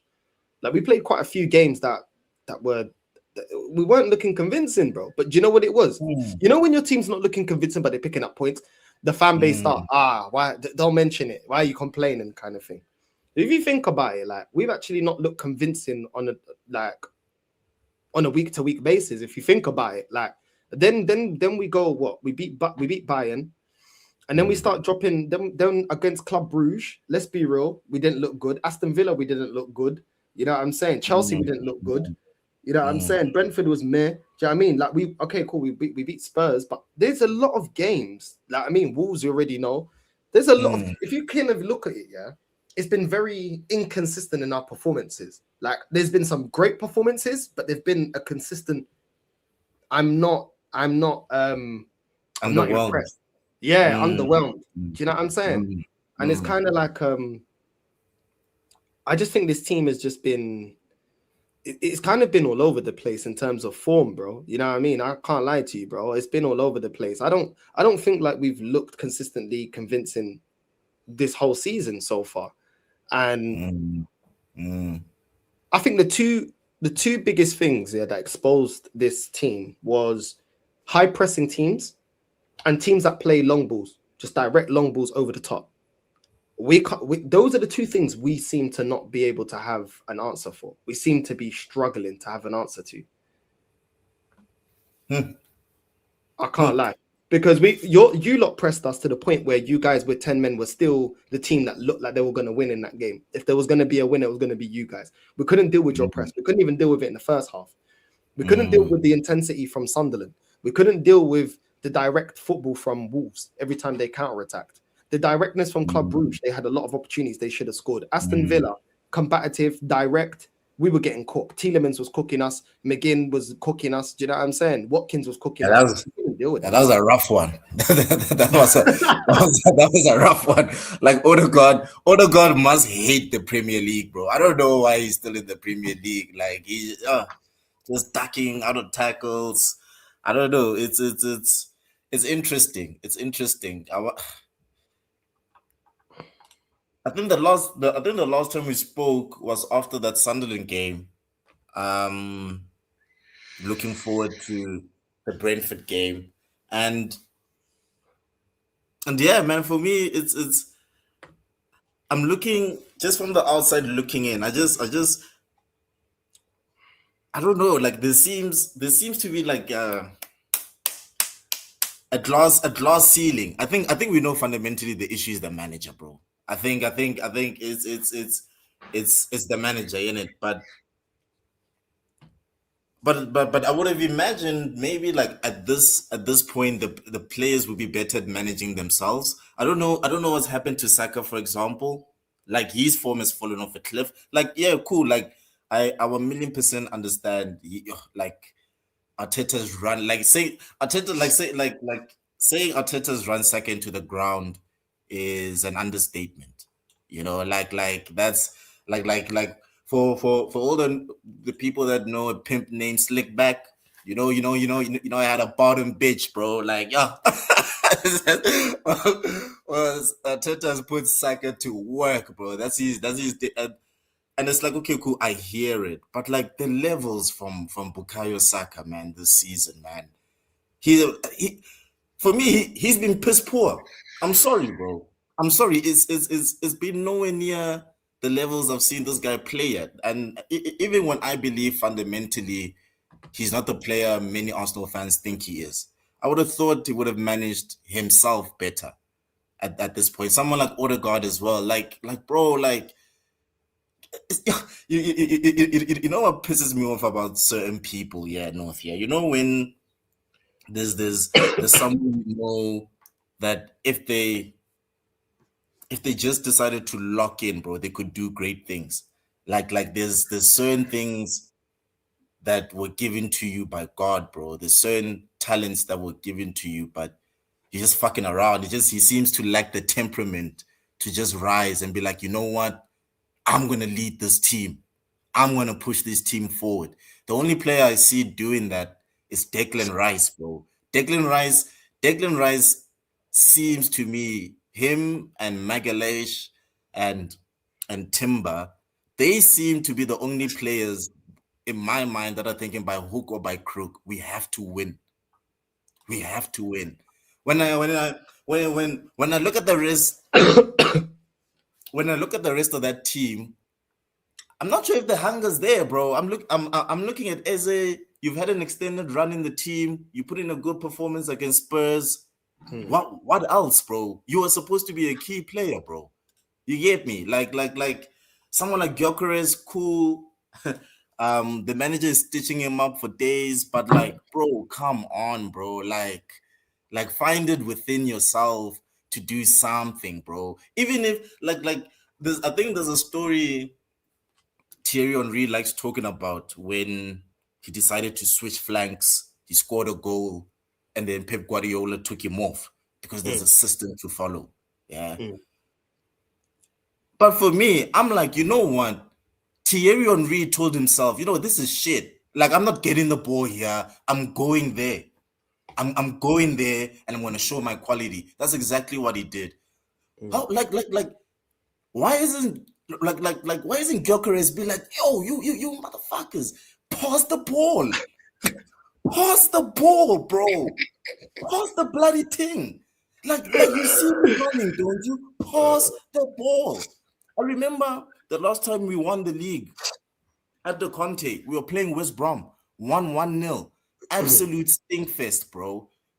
Diego Costa went to Conte and said, yo, brother, put Fabregas on, bro. I need this guy on, bro. Put him on. He put him on. Guess who got the assist for Costa, bro? Says Fabregas. So where listen, yes, he's your boss, he's your manager. But like is any player gonna be like, yo, fuck this? Let me pick up the ball and run. Let me pick up like what? I don't know. I don't know. They seem shook, bro. I think that's the best way I can put it. Like the team, they don't seem like they don't wanna puff out their chest and say, yeah, like we're the fucking big dogs here. This is the Arsenal. Like you know what I mean? I don't know how you're feeling about it, because I think obviously there's a lot we can put on the manager, but like your players are not rising, bro. Like they're not. Your players are not rising, bro. Pause that. Yeah. Nah, I hear it, bro. I hear it. I think that you can tell when this fan base is stressed. Macy, I don't know if you agree. When they're saying things like we're safe because Gabriel Jesus is back. when they're saying, you know, wait till Havertz gets back. It's like, have you not seen this story before? Like, we already knew that Jesus and Havertz will look better in the false nine than Gyökeres due to the way that they play. But the overall thing why we wanted a striker wasn't about someone that would link up. We wanted a gunman. But we've got a gun and no clips, bro. We've got a gun and no magazines, bro. There's no clips in there. There's no bullets. And that's the problem. You know what I'm saying? So it's like, I don't know. I just feel like they're just a bit confused because everybody wanted a gunman, regardless if they wanted Gyökeres. A lot of people did want Gyökeres, and it's like they would rather call out the player than call out the system because they're saying, "Oh, we can't adapt to it. We can't adjust the system." Well, why can't we adjust the system that's not brought us any trophies? This is a system that's not reaped anything. If it was a system that's won us trophies, you could argue and say, "Well, hold on, we've won X and X amount of trophies. Hold on, Gyökeres, you're going to have to adapt." But if that was the case, does that mean that the manager didn't actually have a plan for Gyökeres?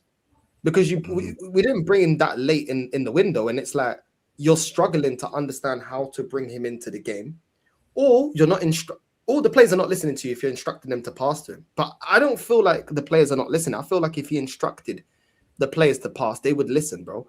When he instructed Zinchenko and Calafiori to invert, they invert. When he told Lewis Skelly to invert, he inverts. When he asked Partey to play right back, he played it. When he's asked Moreno to play striker, he's played it. It's not like we don't see a big rebellion here. A lot of these players are signing a new contract. They seem to be very happy with the manager. True. So I don't think it's the players not listening to the man. If the players were unhappy, Saka's wouldn't be on the verge of signing a new contract.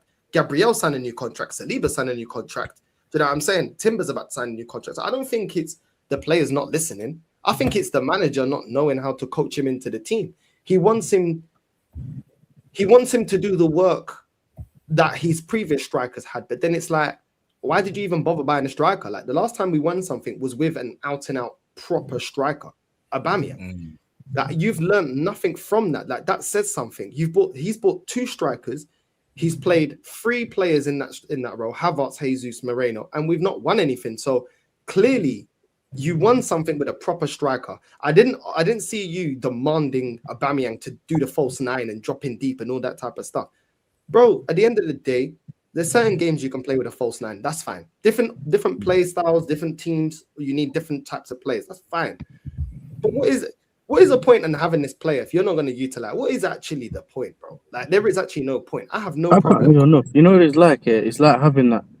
You know your old road, innit? It's like you barely being able to fit your car in, and then you went and got a Range Rover. Where are you gonna fit it? You get what I'm saying? You know what I'm talking about. Like he has a small drive that only fits a Smart, and he wants to bring something else in. Like you have to make the drive bigger now. You have to adjust, and we've said this from the beginning. When it comes to his system, is like he plays with a false 9 system. That's why Havertz and them man that can link up can play that. Even Marino and that. Jesus look good. The minute you have someone that can't do those on the ball stuff, it doesn't look good. You get me? And you have a lot of turnovers, and that's why you're looking like you keep defending as a team. Yeah, like you keep you're defending compact because you know you can lose the ball a lot. But then again, I get some people because for me, so with the Gyökeres thing, it's always been 50-50, innit? I think it's partly on him, but it's also on the system. You get what I'm saying? I think the system plays the major part in why he's not performing. But then again, you also have him not really being able to kind of like he's struggling to do the basics sometimes, isn't it? You get what I'm saying? But then again, I think it's both to blame. But then when we start talking about how many chances has he missed, how many you can't tell me. You know what's funny though, Noof? We have the same thing here with the laughing. Brother, like you can't tell me how you know what the fans start to do. They want him. He gets 2 chances and they want him to score 1. You know, they want him to have a 50%, 60% conversion rate. You know, when the Donny and the bottom, I forgot the name here, but brother, like we had Jackson used to get 8 chances a game and score 2. So it's not even like the guy's getting the same amount of chances, but he's missing them. Like, because the striker for me, yeah, I will call him a scrub if I see him not being able to. Like Nunes, do you remember Nunes? He was getting all the chances missing. Yeah. For me, as a striker, yeah, I'm kind of looking at you more for the goal. If you then don't give me the goals, then I'm looking at you. Okay, what can you? Are you able to let the like? What are you giving me off the like? Besides the goal scoring, what are you giving me then? Because otherwise, you know what you have? You have one of them. You just have a mannequin up front. The extra man that you can't count him as a player. You just have him there. You get what I'm saying? And I think if at least he can link up the player like a Firmino or something, and the other guys are scoring, but he's not scoring, I'm not really fussed with that. The problem is that my wingers are not really scoring like that. Even though this season, yeah, cool. Neto scored. I think he's our top scorer with 5 or 6 goals. Garnacho's getting some goals, but he's missing the big chances. He has the most big chances in my club, and he's coming off the bench, bro. You know what I'm saying? So, like, I hear it, but people can't tell me. I understand that because my thing with Thingy, and a guy can tell you as well, the Lap's doing what Cowell did last season. Well, when he starts to get frustrated that he's not doing well on the pitch, he cares more about fighting or being frustrated with others than putting that energy towards what he's doing on the pitch. You get me? It's too much fighting. We don't need the fighting. We don't need the wrestling. I don't mind it being part of your thing like Costa, but you need to do it on the ball, and I need you to do what you can do on the ball. Because my thing with Delap's always been, I know that from what I've seen from him before, he's not necessarily. I've seen him do the hold up. I've seen him do it. So it's not like we're asking him to do things he ain't done before. Yeah. The only thing with him is he's young, and he's one of them where sometimes you get it. Like, I don't know. Like he has been poor. Like some people think because I'm trying to explain things, I'm saying you give him time and all that, but he has been poor. But if you're going to be honest, though, Nofia, all of these players we're talking about, the only reason my energy has been slightly different with a Gyökeres than a Delap is not because he one plays for my team and the other one doesn't. One's 27 and one's 22 or something. You get what I'm saying? One's supposed to be experienced, has played in different leagues, has scored 100 goals. This guy scored 12 at Ipswich, even though that's not an easy thing to do when you're the only outlet, but that's still something, innit? But obviously, we need to now translate it on the Premier League, because otherwise, we might have to go get a different strike. Because what other people are not being honest about, yeah, as much as Osherman would have been a nice name to have up front, if he ain't getting the service, then what are we talking about? Because Osherman is essentially like a Delap, and he misses a lot of chances as well, which people don't really want to say. But you have to create volumes of chances, and he will score you a lot of the goals as well. So I just think, and I said that on my video yesterday, we are not creating enough chances for our strikers specifically. And even in the games, we have this thing where we have possession just for possession's sake, and we just bob the ball about. But we're not really testing the goalkeeper all the time. We're not doing things consistently, and whether it's our wingers, where even last season we were crossing the ball in the box when we didn't have a striker. Now we're not even doing that. Every time our cross is hitting, the cross is going from one winger to the other. You get me? My boy, you can tell as well, innit? Our crosses go from one winger to the other, even when a striker's in the box. When João Pedro's playing, because he drops too deep, you know what it is with João Pedro, because he drops deep to link up. By the time we go forward, he's not in the box. You get what I'm saying? Because he drops a lot. He drops very deep, so he's not always in the box by the time we go to attack. Yeah, but when Delap's in the box, we're not really crossing it too. So it's like we have to be honest. It is a system thing, but it's also the player in certain times not doing good enough, innit? So for me, I'm not one of those people that writes players off straight away just because I feel like, he's not good enough, Because remember, they did that with Cucurella. Now the same Donnies want to call him world class. They want to tell you he deserves a Ballon d'Or and all that. I'm not reactionary, innit? But to be fair, it is not. I'm not going to say it's too early in the season, but these Donnies ain't even done a season yet. Do you know what I'm saying? Some players, they need at least a season to bed in. We don't even know what their problems are personally. Gittins looks like his confidence is still not coming off. He keeps getting taken off coming on. Do you get it? And it's like, I don't feel like he's building momentum. I feel like he's the better footballer out of him and Garnacho. Garnacho just, Garnacho, he has unlimited confidence, no ability. And then the other Donny has ability, no confidence. You know what I'm saying? So it's like, it doesn't work. And obviously we do a lot of rotation, which didn't help against Leeds and some other games. But we lose a lot of these games because we either make stupid mistakes or we don't take our chances when we get them early on in the game. That's another thing. We create chances, like even the Cardiff, we had chances.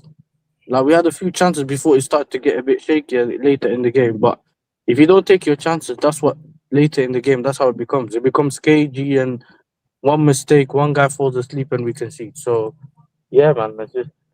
I feel Yeah, like that's what every club happened has their against own little Brentford. issues, isn't it? And it's just about being objective, like regardless of whether it's your club or someone else's club. Yeah, but I think what I didn't like when you start talking about the Gyökeres thing is that man are telling you, we bought him to play against the small teams, and when he's not scoring against the small teams, and the problem is because they started making excuses that don't make sense, you start to get cornered.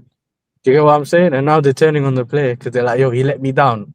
You know, you get it, though, yo, you let me down. I made all the excuses for you. You didn't bang. You let me down.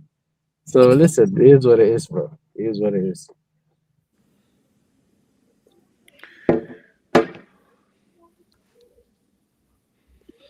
Apologies, I was getting mad phone calls, but yeah, apologies. The furniture is landing, yeah? The furniture is landing for the flat. Don't worry, no, son. We get it. He's ordering stuff. Yeah. You get me? But yeah, man, you know what I'm saying? Half volley, man. How you feeling, man? What are you thinking about all of this? Timber getting a new contract. A lot of the fan base saying they prefer Jesus to start up front. What's your thoughts, man? Now, big up North, big up the panel. Big up, bro. Yeah, I think I caught the back end of your comment about it's quite clear that players are happy to sign new contracts at Arsenal Football Club. And we know one of the primary reasons why players sign new contracts is because of money. Let's be honest. And now Arsenal Football Club is a very lucrative club to be at, where the standards are perhaps not as high as you would expect, but you get rewarded. So players signing new contracts could be an endorsement of Arteta's project or whatever. But I put it down to, AFC now pay very good wages compared to, say, a couple of years ago when we moved to the Emirates and we couldn't really sustain high wages. So I'm quite happy that Tim is going to be signing a new contract. He's obviously one of our key players, and it's always good to secure your key players on long-term contracts. I don't have a problem with that. But we can't ignore the elephant in the room, which is, the manager's ability to deliver a major trophy. And I don't know if you heard the news, but apparently Pep Guardiola might be going next year. He might be leaving Man City next season. And Maresca is being lined up as a potential successor. Yeah, the championship manager, you get me? Yeah. And that's quite interesting because it proves a couple of things that maybe they think, do they see Arteta as a potential successor to Pep, or they think he's not gettable? But what is clear, the deck chairs are moving around a bit here, and it's making things more and more difficult for us to win that elusive Premier League trophy, our 14th Premier League trophy, especially if Maresca does go to Man City. So it's all a bit problematic for me. And obviously we've got Everton coming up this weekend, and anything but a win for me would be a total disaster, especially when Everton have lost like 2 or 3 key players to AFCON, right? And the remaining team is beatable. But like I said so many times on this panel, our captain is a real problem for me. I think it was his birthday yesterday. And as usual, the fan base were having a collective orgasm, over his birthday and what he did 2-3 years ago. When you ask people about this captain and you say, can you prove to me that this captain can drag us over the line? Show me some material evidence of what he's done. They go back 2-3 years ago. And I know, and it's like, oh, he had assistance. Like, give me a current evidence of what this guy has done to prove to me that he can drag this team over the line. And they just go back to past glory. So, and, people sometimes say, well, it's the manager's fault. And I agree, Somebody was mentioning a couple of players, like you did mention something as well. Normally, before I come on the panel, I try to listen to what's being discussed and the things that I might disagree with. And I think maybe up to 5 games ago, we looked unbeatable. We looked very strong. We looked in control. And things change very quickly in football, as we know. 5 games into the season, Liverpool were top, 5 points clear. 16 games in, they're 10 points behind us. That could all change in 5 games.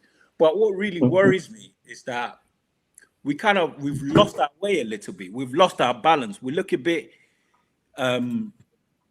disturbed. We look like we're ruffled, right? And I think the change. Just say the word, bro. Just say the word. Injuries. Yeah, just say the word. No, well, I don't think it's just down to injuries because we've got all our attacking players back now. We speak about Gyökeres, Jesus. So it looks like it's a 1 in, 1 out. But for me, there are still, as much as you all know, I'm not totally the managerial because I think he's got some saving grace. I think he's completely mismanaged this emerging injury issue with the way he's picked the team. And Brentford for me was the crossroad, right?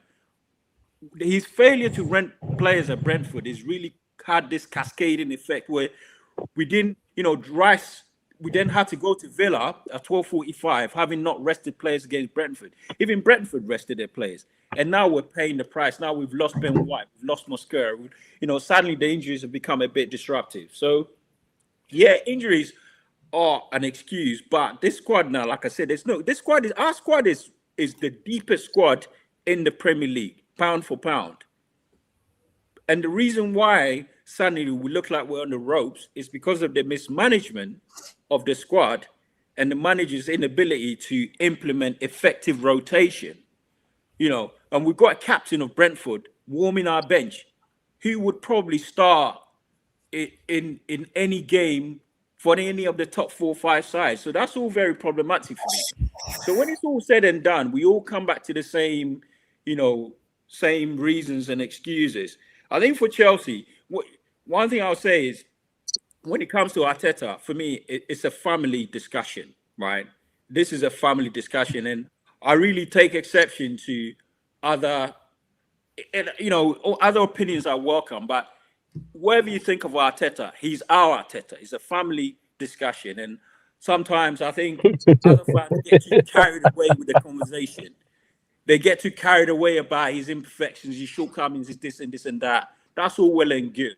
But this really and truly is a family discussion. And there are certain things that Arsenal fans really know about the detail, about the issues with Arteta more than anybody.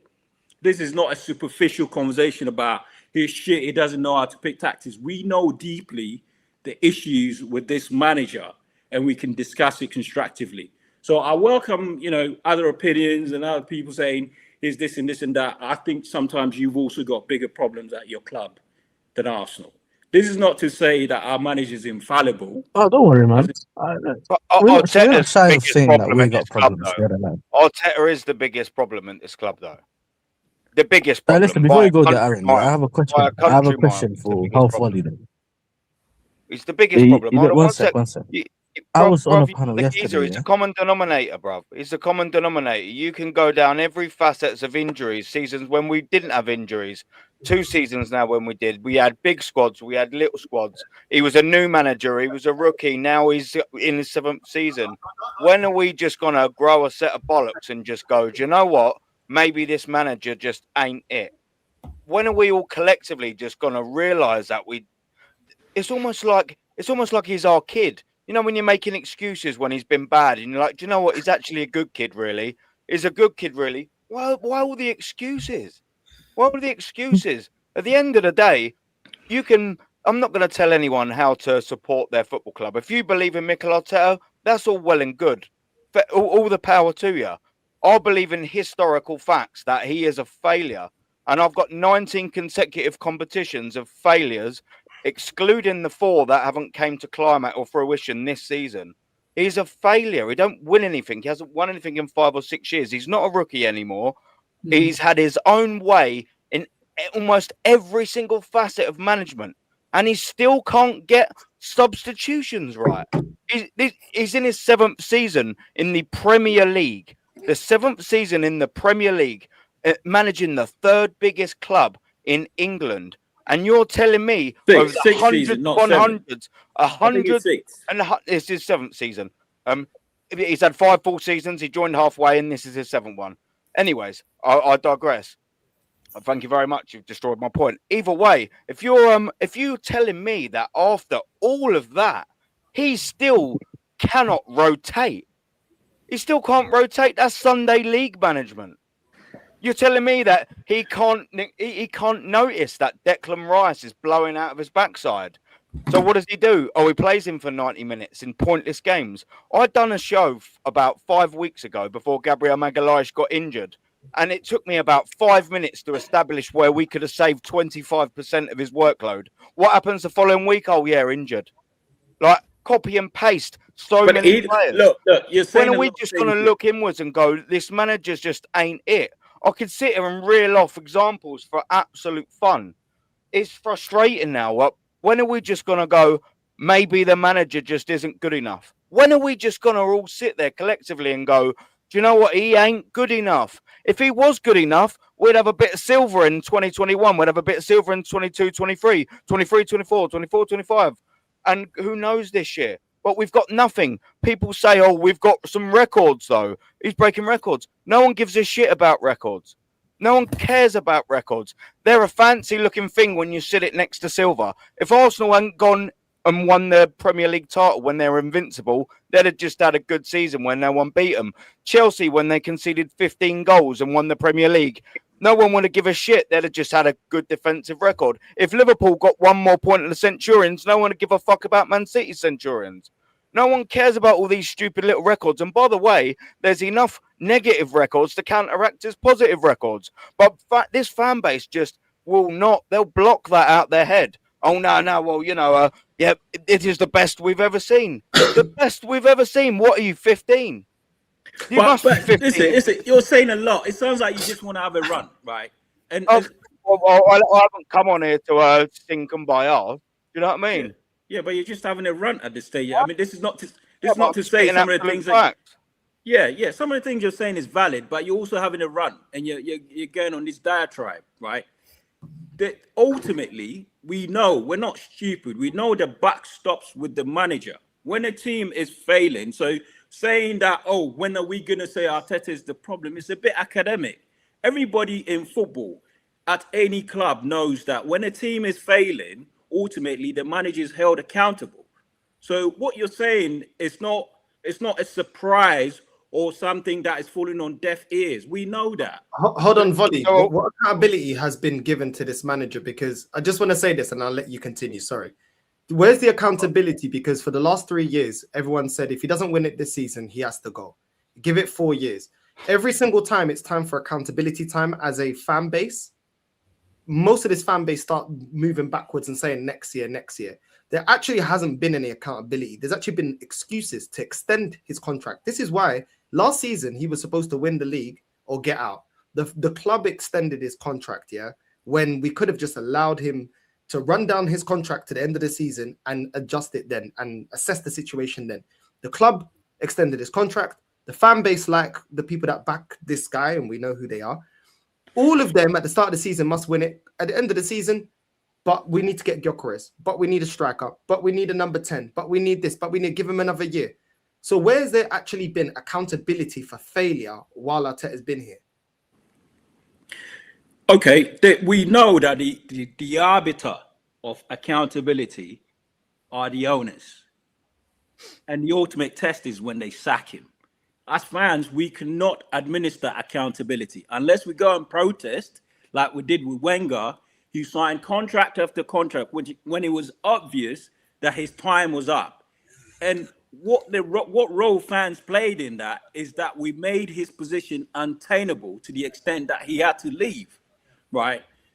I've always said on this panel, right, when it comes to football, owners have a very opposing philosophy to fans because they're interested in economic viability, right? And fans, we want to see trophies.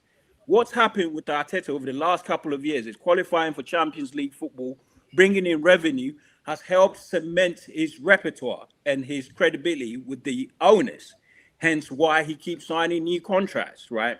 Whether you consider as a whole right, he should have been sacked or not, is down to the context of the conversation. Because for me, when I look at the past 3 seasons, this is the first time where I could not conceivably see a justification why Arteta can't win the Premier League, right? In 22-23, we were up against a very good Man City team who was superior to us. Let's be honest.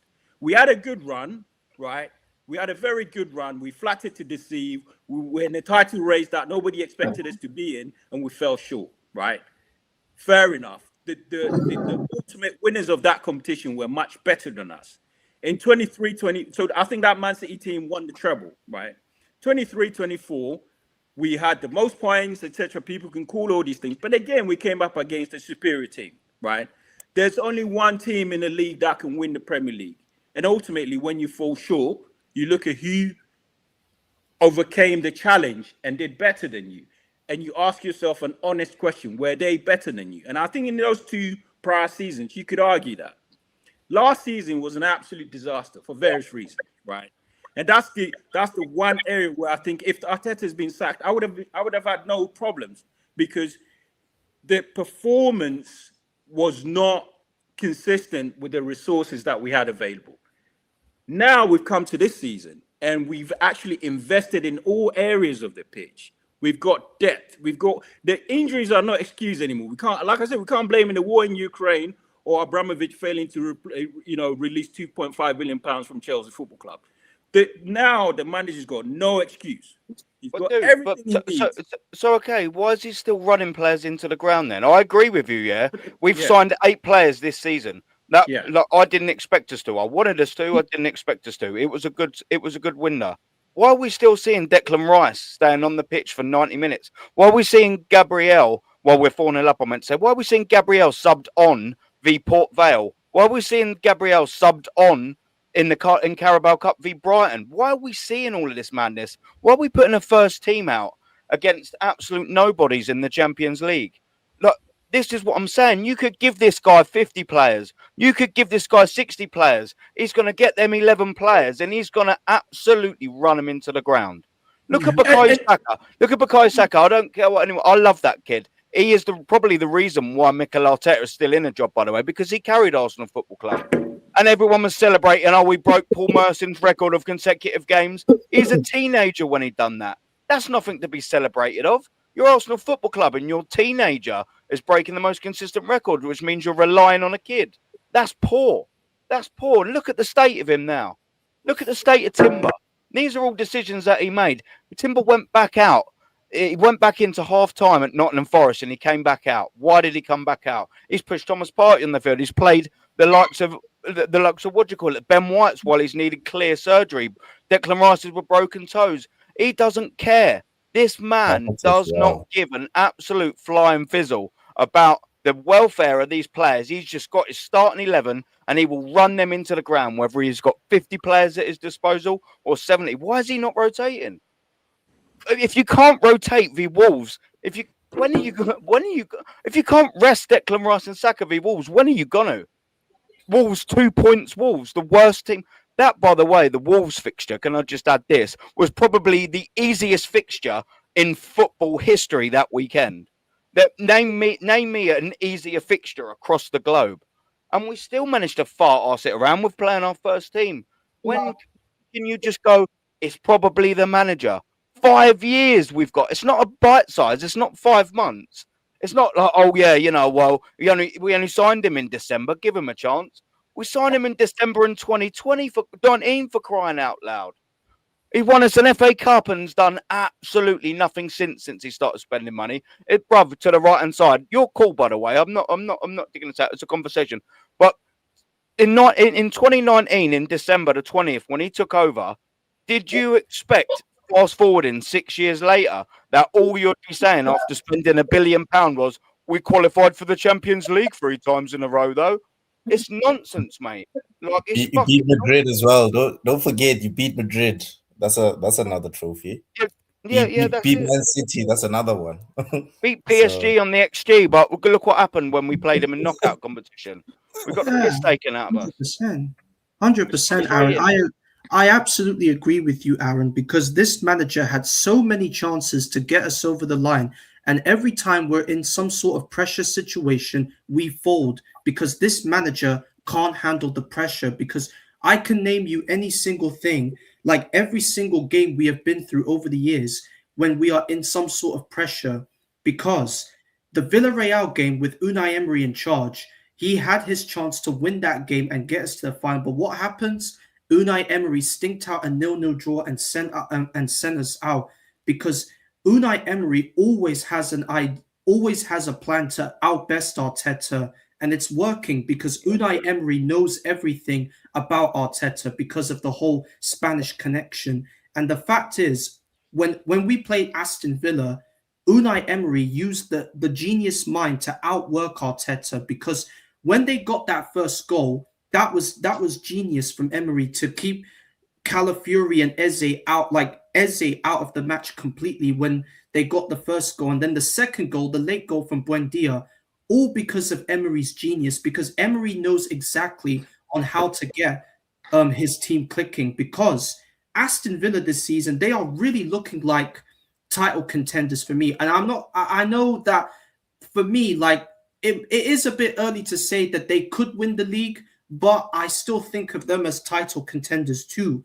And that's why on Saturday, I'm a bit worried because now David Moyes is another one that knows Arteta. And it wouldn't surprise me if he schools our manager and then our top gunners will say, oh, but it's only our second defeat away from home. We've seen this time and time again from our fan base because they always love to, like, every time we lose a game, they always want to they just want to like spin the narrative around saying, oh, but it's only our second defeat away from home. It's been happening for years. We always come up short because we never ever deal with the pressure. So that's why I'm not confident we can beat Everton. All I'm saying is that we have to play proper football because when we played Wolves at the Emirates, I was absolutely embarrassed. Yeah. Like, why were people celebrating Gabriel Jesus's goal when he never even touched the ball? The second goal came from Mosquera, but our fan base are saying that, oh, but Jesus has been revitalized. He is back to the man. He is back to the striker he was. Like, shut up. Jesus never even got a touch on it. It was Mosquera that got the touch, but our fan base will continue to hype up Jesus like he will be our striker to carry us forward. Just watch the Everton game. He will absolutely stink out the place. And I feel so sorry for Gyökeres. I just don't know why nobody was passing him the ball. Like, it's just so jarring. I mean, we brought Gyökeres in because he was supposed to be our hitman, but why are we not offering him the ball? Because he's been bagging in goals at Sporting Lisbon and Coventry, but why are not one single player of us not giving him the ball? Because I just think Arteta is just basically telling these players, do whatever you want, but don't pass the ball to Gyökeres. I think this is Arteta saying that to the players. Maybe he's telling them to not pass it to Gyökeres because remember, Arteta never wanted Gyökeres. He never wanted him because Berta was the man. Berta wanted him in the summer and he got his man, but Arteta never wanted him in the first place. So this is on Arteta. He never wanted Gyökeres and he never wanted Eze. So this is on Arteta now. Yeah. Now, in fact, I just don't think quickly. he's trying to sabotage Sorry, Gyökeres. okay, bro.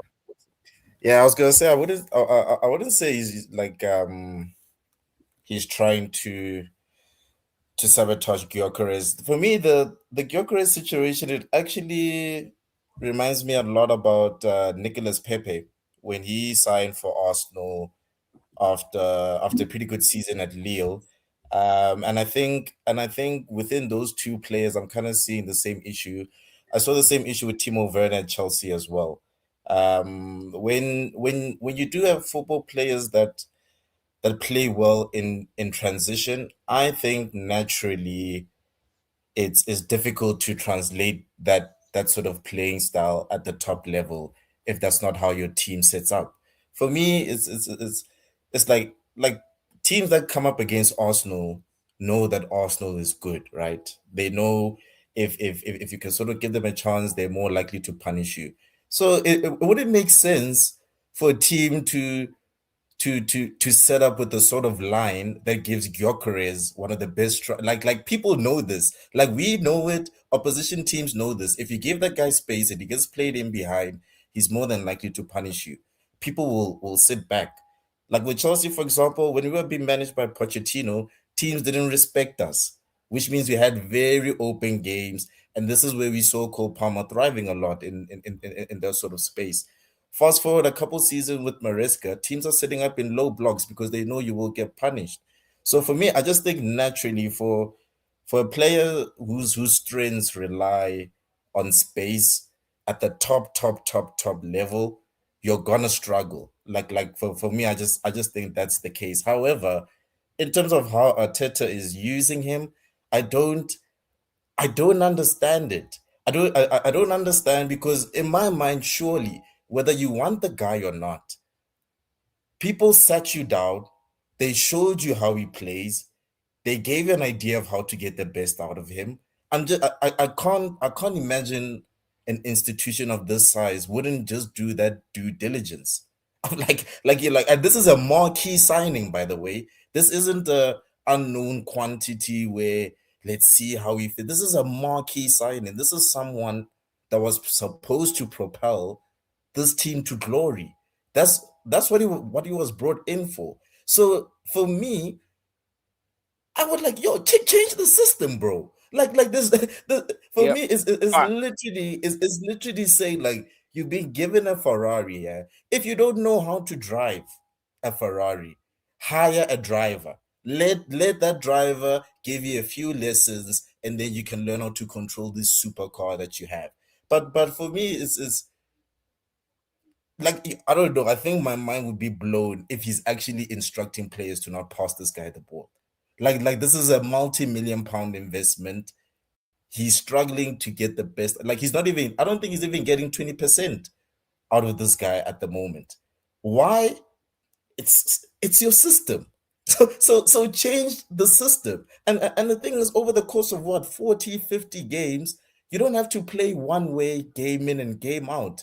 I think you should have the tactical flexibility and the Yeah. tactical nous to see where is best to utilize this types of players' strengths. For example, Chelsea are pressing the hell out of you, right? 10-man Chelsea, you're struggling to play out the back.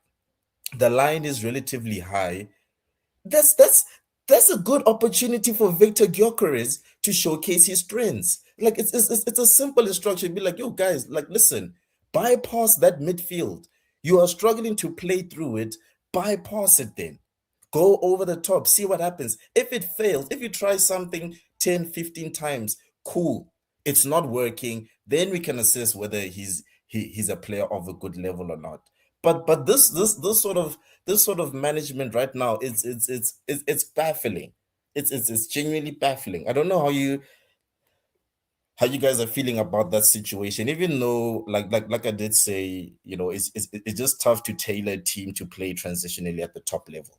I think not too many people give that enough credit. We've seen it with Nottingham Forest this season. They were playing really well in the transition last season. Hasn't worked too well this particular season because teams are now aware of your strengths. But yeah, what Arteta's doing, I don't think he's trying to sabotage Gyökeres because he didn't want him. I just like I struggle to understand how his strengths can be so obvious and clear, and you're not even trying to play towards them. Like if it's a case of Ødegaard is trying to play him behind and he's not finding him, fine. Eze is trying to play him behind, he's not finding him, fine. Rice is trying to play him behind, he's not finding. But they literally not doing that. So it's baffling. Look, I can't lie, it's baffling. do you know what it is? Yeah, is we've got now a different sort of couple of players in the same position. So, say for argument's sake, we had Ødegaard quite slow on the ball, quite slow to release the ball, quite sideways. He has got an eye for a pass every now and then. I'm not going to take that away from him. Then you've got an Eze who can beat a man. He can make that better pass, I believe. He can score a winning goal. He's a big game player. So you've got them in the same sort of position. And obviously now Gyökeres, you've got a guy that wants to run off the shoulder as a striker, which is, of course, different to what we've got in Gabriel Jesus and different to what we've got in Havertz. The point that I wanted to take from what you said there, mate, is it's horses for courses. And for me, if you ain't able to learn things like that and go, yeah, do you know what? We're playing Wolves at home. I've heard a lot of people saying in the last couple of days about changing the systems up entirely. No one's saying change it up and that's that default.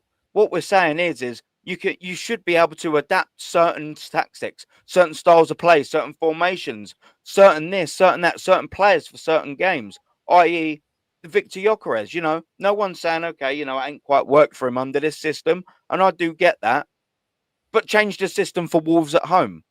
You know, these players, they're not stupid. They are top quality athletes. And also, bearing in mind, we've also watched them play good football. Maybe not all of them. They weren't in the 22-23 season, blitzing teams for 3/4 of it. I just want to be able to see my manager going, do you know what? Yeah, we will play quite rigid, maybe away at home against tricky teams. I get that. Maybe sometimes you do have to rely on a set piece. Sometimes you do have to rely on a Barcelona goal. I get it. It's a long season. There's different games. There's different styles of managing them. But I just can't fathom why this manager just seems to go copy and paste the vast majority of times. We could go 1-0 up against Wolves and then sit back like we did. We could go 1-0 up against Man City and sit back. There's no differentiating between where we're at home, where we're away. I just want to see a variety of tactics that suit certain games, certain situations and scenarios. And we've seen over 6 years, nearly in 2 days, that this manager just hasn't got that tactical nous. And you've got Arsenal Football Club to learn your trade at. If you haven't learned it by season 7, you're probably not going to. And that's the worrying thing for me. No, I hear it. Devante, what you saying, man? Bro, when I think about a Wolves game, I still get pissed, bro. You know, bottom of the league Wolves, and we're playing like we're playing against Man City or something like that. You know, it was just like horrendous, bro. No, and we're going to Everton this weekend, and I'm not optimistic about that game at all. Like, Everton is a tough team. You know, the whole guilt. You know, it's sad. You know that Gyökeres is now the new scapegoat of I would say Arsenal fans or you know, the flop gooners. You know, it's sad.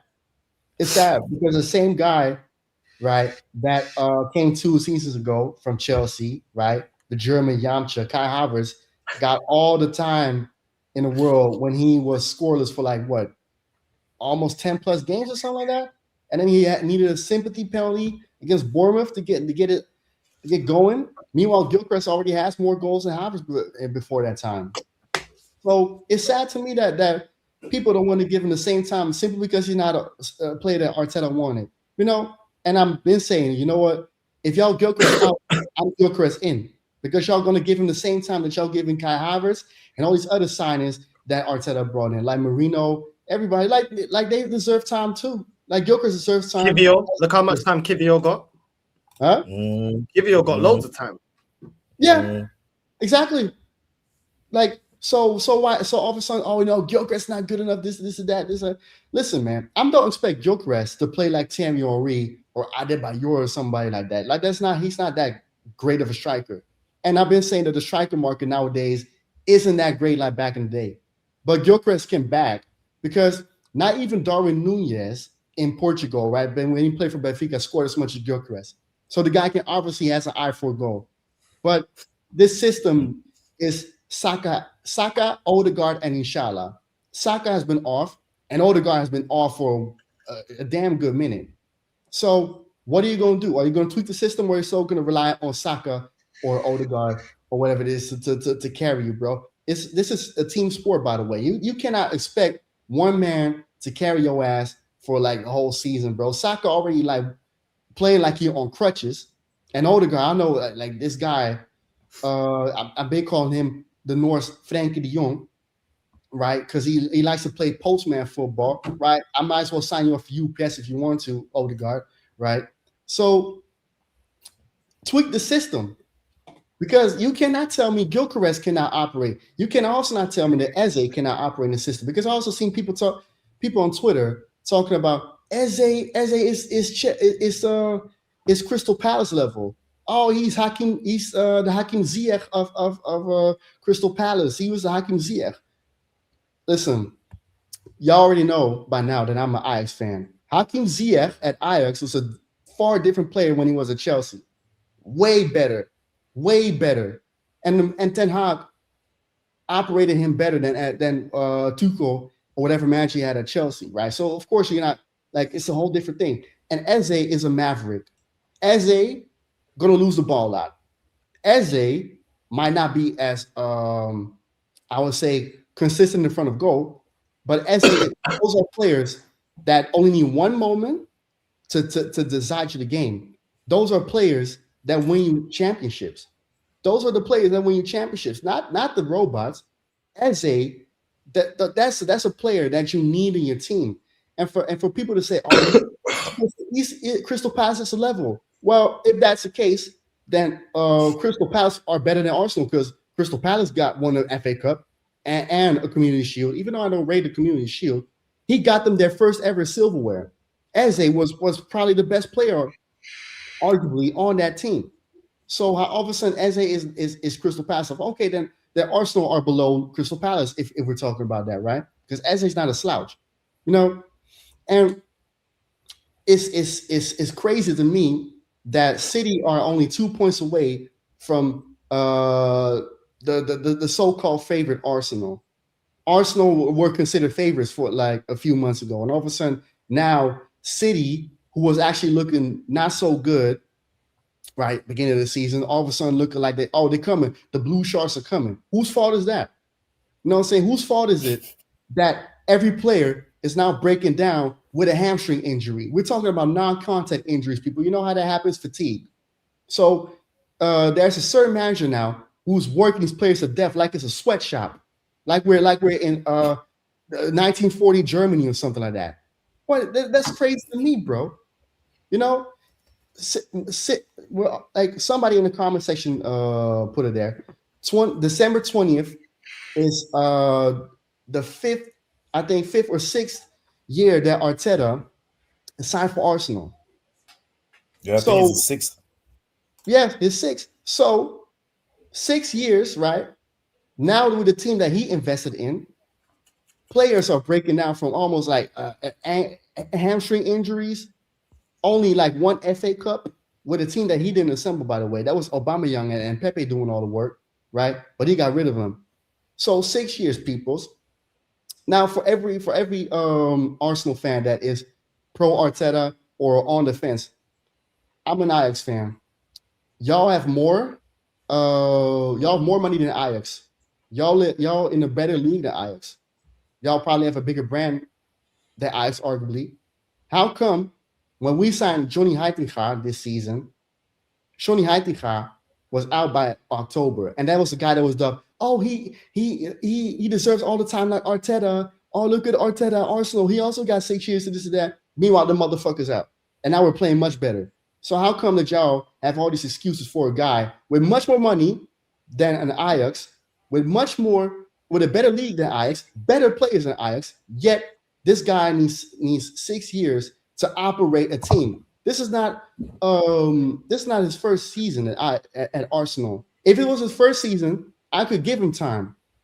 But we're talking about 6 years, and we're looking like we're going to fumble another league because this guy don't tweak the system. This guy's still playing 4-3-3 and no other tactic, no other lineup, no 4-2-2, no 3-4, no 3-4-3, no, just 4-3-3. Saka, inshallah, that's it. So how long is this going to continue that we have to come on here, right? Northside, me, Macy, even the Chelsea fans like Yasser and Kiki, and of course my guy Aaron. How many times do we have to come here for people, right, to see that for the light start blinking in their head, for things to start clicking? Like, you know what? They're actually talking sense, because it's not like we want Arsenal to do bad, you know. Northside is not raging all the time for Arsenal to be bad. I'm not talking shit about Arsenal for Arsenal, we be bad. I think everybody's dream is for Arsenal to be feared, to be champions, and to be a serious team. You know what I'm saying? It's everybody, even Stricto and those people on AFTV. We all want Arsenal to be a great team, to win something. Of course, opinions are different from everybody's. Not everybody will agree, but what annoys me the most is delusion. What annoys me the most is ignorance, because y'all think y'all know better instead of listening. Y'all not listening. Y'all just listen to react. Y'all listening to respond. Y'all listening to just put people in their place, even though they have a point. You know what I'm saying? I'm not like even this guy. I don't know what his name is, man. Next to volley.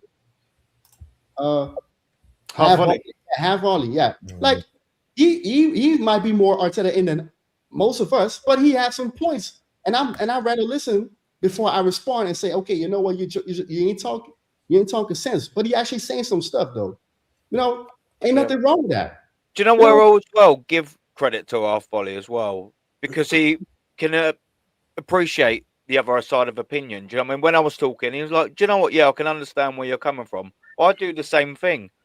So fair dues to you for that, brother. Do you know what I mean? A lot of these Arsenal fans, the Arteta-ins, they don't. They just have their point, and that's sort of that. I feel like our side of the fence are always understandable. When someone makes a good point, I'm open to have my mind changed all the time, man. I'll never shun someone's point of view unless it's just absolute steaming load of bollocks.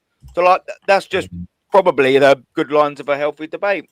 Like, Half Volley, we may not agree with each other on a lot of things, but I actually respect, you know what I mean? You're saying, look, I hear you with some of the things that you're saying. Yeah, I get your point. I believe in a little different way, or, I'm 50-50 in that. That's healthy. But you're not like a lot of the Arsenal fans. A lot of them are just the other way. And that's the problem, Devontae. I think that's the point that you're getting at. There's no debating with them. There's no telling them. There's no, I can see where you're coming from there, Aaron. I can see where you're coming from, Devontae, North, etc., etc. I think that mostly happens in panel shows, though, Aaron. I had that yesterday. Do you know what I'm saying? Because what happened was with us, yeah, big up Dr. Saban. But you know what it is with us, Aaron? Yeah, it's yesterday. What happened? The Carabao Cup draw came out, and obviously we drew Arsenal, or potentially, depending on what happened in the Palace game. And the Arsenal fan, what did he say? He said something like, I don't mind not winning it, but I'd be more annoyed if someone else won it. Like, he'd be more annoyed if the Ops won it than he cares about winning the Carabao Cup. So, like, essentially, it doesn't mean as much to him in the season as just winning a trophy. Like, because for me, it didn't make so. Essentially, he wants someone to not win it more than he wants Arsenal to win it. Yeah, he'd rather us not win it, for example, than than you win it, just because he cares more about the other trophies in the league. But for me, it just didn't make sense. I think tell that to Pep and Jose, bro. Tell that to Pep and Jose when they came in. Because you know what I said though? I said that it would be a good thing to win throughout the season, like we're right now, and then build up to that to go and win the Carabao, well, to win the league if you do win it or whatever. But I don't know, because the way they're looking at it, well, Carabao Cup. Because I said to them, then would you have the Carabao Cup, and then if you're second again, would that be enough? I know that's not enough to keep that manager, but you still leave with something throughout the season. Do you get what I'm saying? Whereas if you don't win anything and you're second, essentially it's a zero. And you know what I'm saying? It's the same thing. So maybe it's something to build towards. Start at Carabao, even though you should have done it years ago. But but that's crazy to me, bro. Like I said, we're talking about Arteta's almost in year 6 or years, and for people to still say, oh, you know what, second is okay, and no Carabao Cup or whatever, it's okay. He should have won the Carabao Cup his first year. That's when you win Carabao Cup or something. Of course, now it's something that, okay, yeah, we're already in year 6. We should aim for bigger. But you haven't won anything. In 6 years, you haven't won anything. Literally. That's not enough now, is it? Yeah. That's such a lame mentality, bro. You play to win the fucking game. You play basketball, football, hockey, whatever you play, to win something. You play to win silverware. Since when is it okay for you to say, oh, you know what, I don't want to win anything? If you play for a relegation team or something, or a mid-table team, I can understand that your aim is to play for a higher position, to play in the Champions League or Europa League or whatever. I understand that, right? If you are playing for Wolves, I understand, okay, We want to stay in the league. That's our aim. The club of Arsenal should aim for something bigger, bro. We have players like Thierry Henry and Bergkamp and Adams play for this fucking club, win the silverware, and now all of a sudden it's okay to be second and not win a Carabao Cup. I still want to win the Carabao Cup. I don't care I don't care. I still want to win that because it's something. But in the end of the day, I still want to win the Premier League and the Champions League. That's such a bro. I don't understand. When last were Arsenal? Sorry, Devontae, but I'm just wondering when last were Arsenal in a final?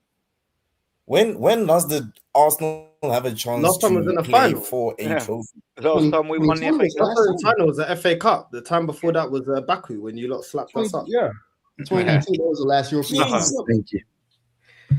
So you're telling me not even a young final, bro? Because I'm literally trying to go through the archives. I don't remember Arsenal picking up a silver medal. My friend, not even close to a final. That's the problem. Not even close to a final. Last season, we got into 2 semi-finals. And I made this point and people couldn't fathom it, yeah? I was like, well, semi-final ain't Arsenal's level. And they were like, yeah, but we got to 2 semi-finals. I'm like, yeah, but you lost all 4 games. It ain't your level then, is it? 4 finals, the ones you can win are your level. And simultaneously, Aaron, simultaneously, the excuse that Arteta sectionals were saying, oh, well, the reason why we haven't gotten to a final is simply because we are still in a rebuilding phase and process. Things take time. This is a journey, folks.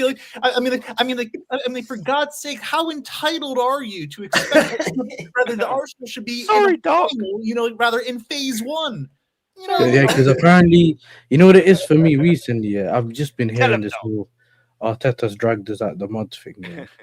And we have to be grateful. And brother, like it's even to me, it's getting old. Like at first it's a trolley thing. You laugh at it because yesterday we had the debate about whether Emery would have done better or not, and they said, well, Emery is not really a league manager, so he hasn't really, even in other teams, he's never really been the guy that wins the league. He's more of a cup manager, isn't it?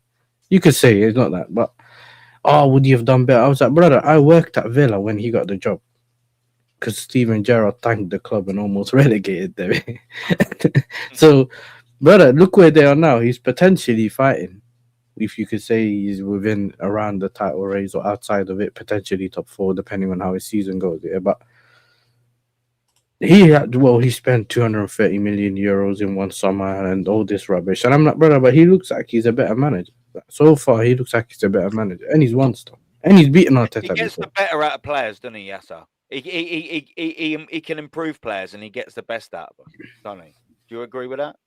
Yeah, but I said yes, but then again, at the same time, it's one of those where I said it's more of a if, buts, and maybes. And if we bring this manager back, would he have still done it? And like, you know what I'm saying? Would he have done this? And it's all if, buts, and maybes. But if you go on the CV, you more likely would say he may have done a better job if he got the money or if he was backed and X, Y, and Z. So it's just one of those things. But I feel like if you just think that you only can get one manager and the only manager that can save you is just one manager, I wouldn't have gotten that Champions League in 21 or 20, whatever it was. Do you know what I'm saying? If Tuchel didn't come in.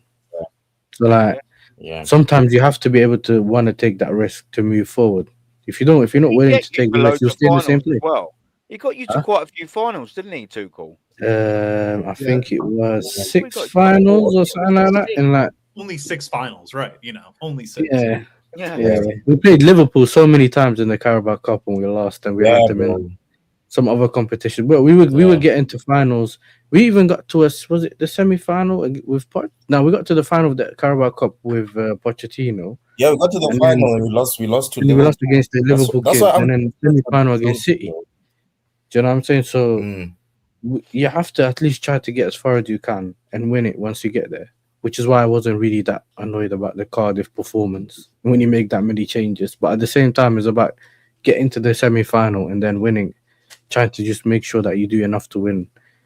I know that some people are looking at it as extra games, but it's still a trophy. We haven't won a Carabao Cup now, and I don't remember, bro. We haven't won one since '93, Yasser. Nah, not that bad. I think it was like 2000.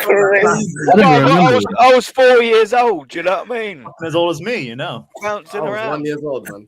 I was bouncing around like a fat little. No said I was 1 year old. 4 years old. running around holding my hands out down the Tesco aisle so everyone had to pick it up. That's what I was doing it for. Do you know what I mean? That's crazy, the last time. That's the last time Arsenal won that. And also But it's beneath 94, us, though. our It's last beneath us, European. Aaron. It's Oh beneath yeah, us. Nah, of course it is. Arsenal fans ain't got nothing to say. It's been 30 years since you won the Carabao Cup, so I don't say it's nothing beneath us. Yeah, but this is my thing. The same people that tell us we're arrogant and entitled are the same people that say 2 trophies are I can't beneath lie, us. though. Enough would love How this. mad is that? Yeah, enough. If you saw the 360 Tony made, elite. The 360 from Tony has been elite because he was making streams saying, "Look at the bums, City the bums. They can't chase us." And he had pictures of Fat Haaland on his thumbnail and that. And then the other day he was like, "Listen, yeah, it's looking scary." He's scared, brother Yassa. He said, brother Yassa, the sharks are behind me. You know how he says it as well, yeah. Sharks in the water. And I think for me, yeah, when I'm looking at it now, I think he went from a quad to a treble. I don't know what he's thinking, but in general, though, I think even if you want to win a treble or double, whatever it is, at least get the Carabao Cup. At least you got one trophy because you don't know what happens in the FA Cup, for example.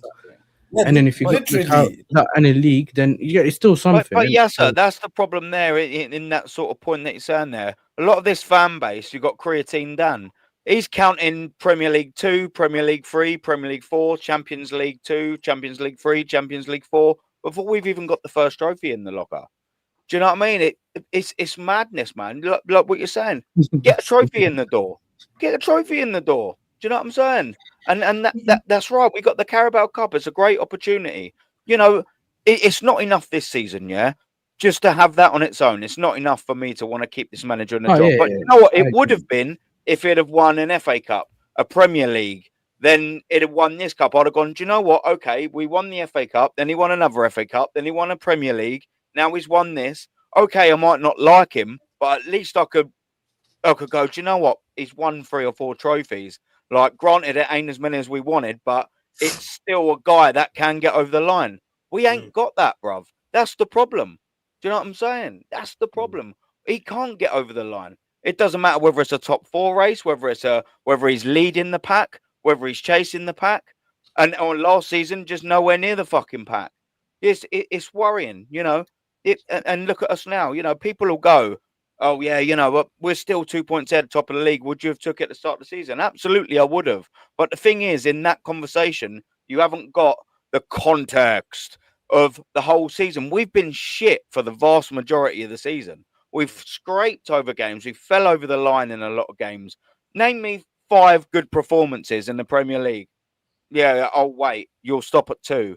Do you know what I mean? It's not sustainable. And now we've got the Gabriel Magalhaes out, who's fantastic. It was a nice little string to our bow, scoring from them set pieces. Declan Rice is so fucked, he looked like he can't beat the first man again. Do you know what I mean? So we've lost that. Now all of a sudden we've got, at the start of the season, players, 7 of them were playing 6, 7, 8 out of 10. Now all of a sudden it's reversed. Who's coming in to step up? Who's coming in to step up when Declan Rice is knackered? Zubimendi, that guy is Zubi or not Zubi. That's the question. Well, Zubi is not to fucking be. He's shit. And if he didn't have a fit Declan Rice with him, he'd look absolutely championship level bang average. So who's stepping up? Because now all of a sudden, everyone's on the decline. And you can carry a couple of players through games, but if 7 are out of form, Saka's not really being that great. You've got Trossard. Fair dues to him. He's been our best attacker, but Gyökeres is like this in and out. Martinelli don't know whether he wants to be a starter or an impact sub. Either way, he's 50-50. You've got Northside, has even played what is Northside? You've got the defenders coming in. They're all 50-50. Calafiori's sometimes pulling stinkers out. You can't win Premier League games successfully in the row and build a Premier League title winning run together when you've got so many players now out of form like we have. And you could go, oh, well, injuries, but we've got the best squad in the world. What my question is we've got Everton coming up, yeah? And we've got a few difficult run and fixtures, right?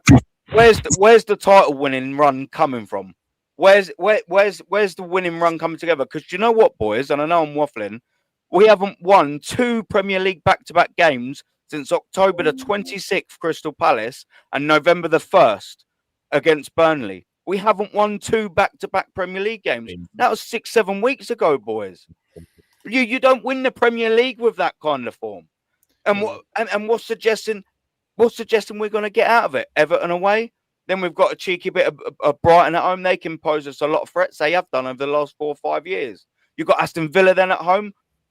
Emery's got our number absolutely well and truly. Then you've got Liverpool's and Manchester United's in January, etc.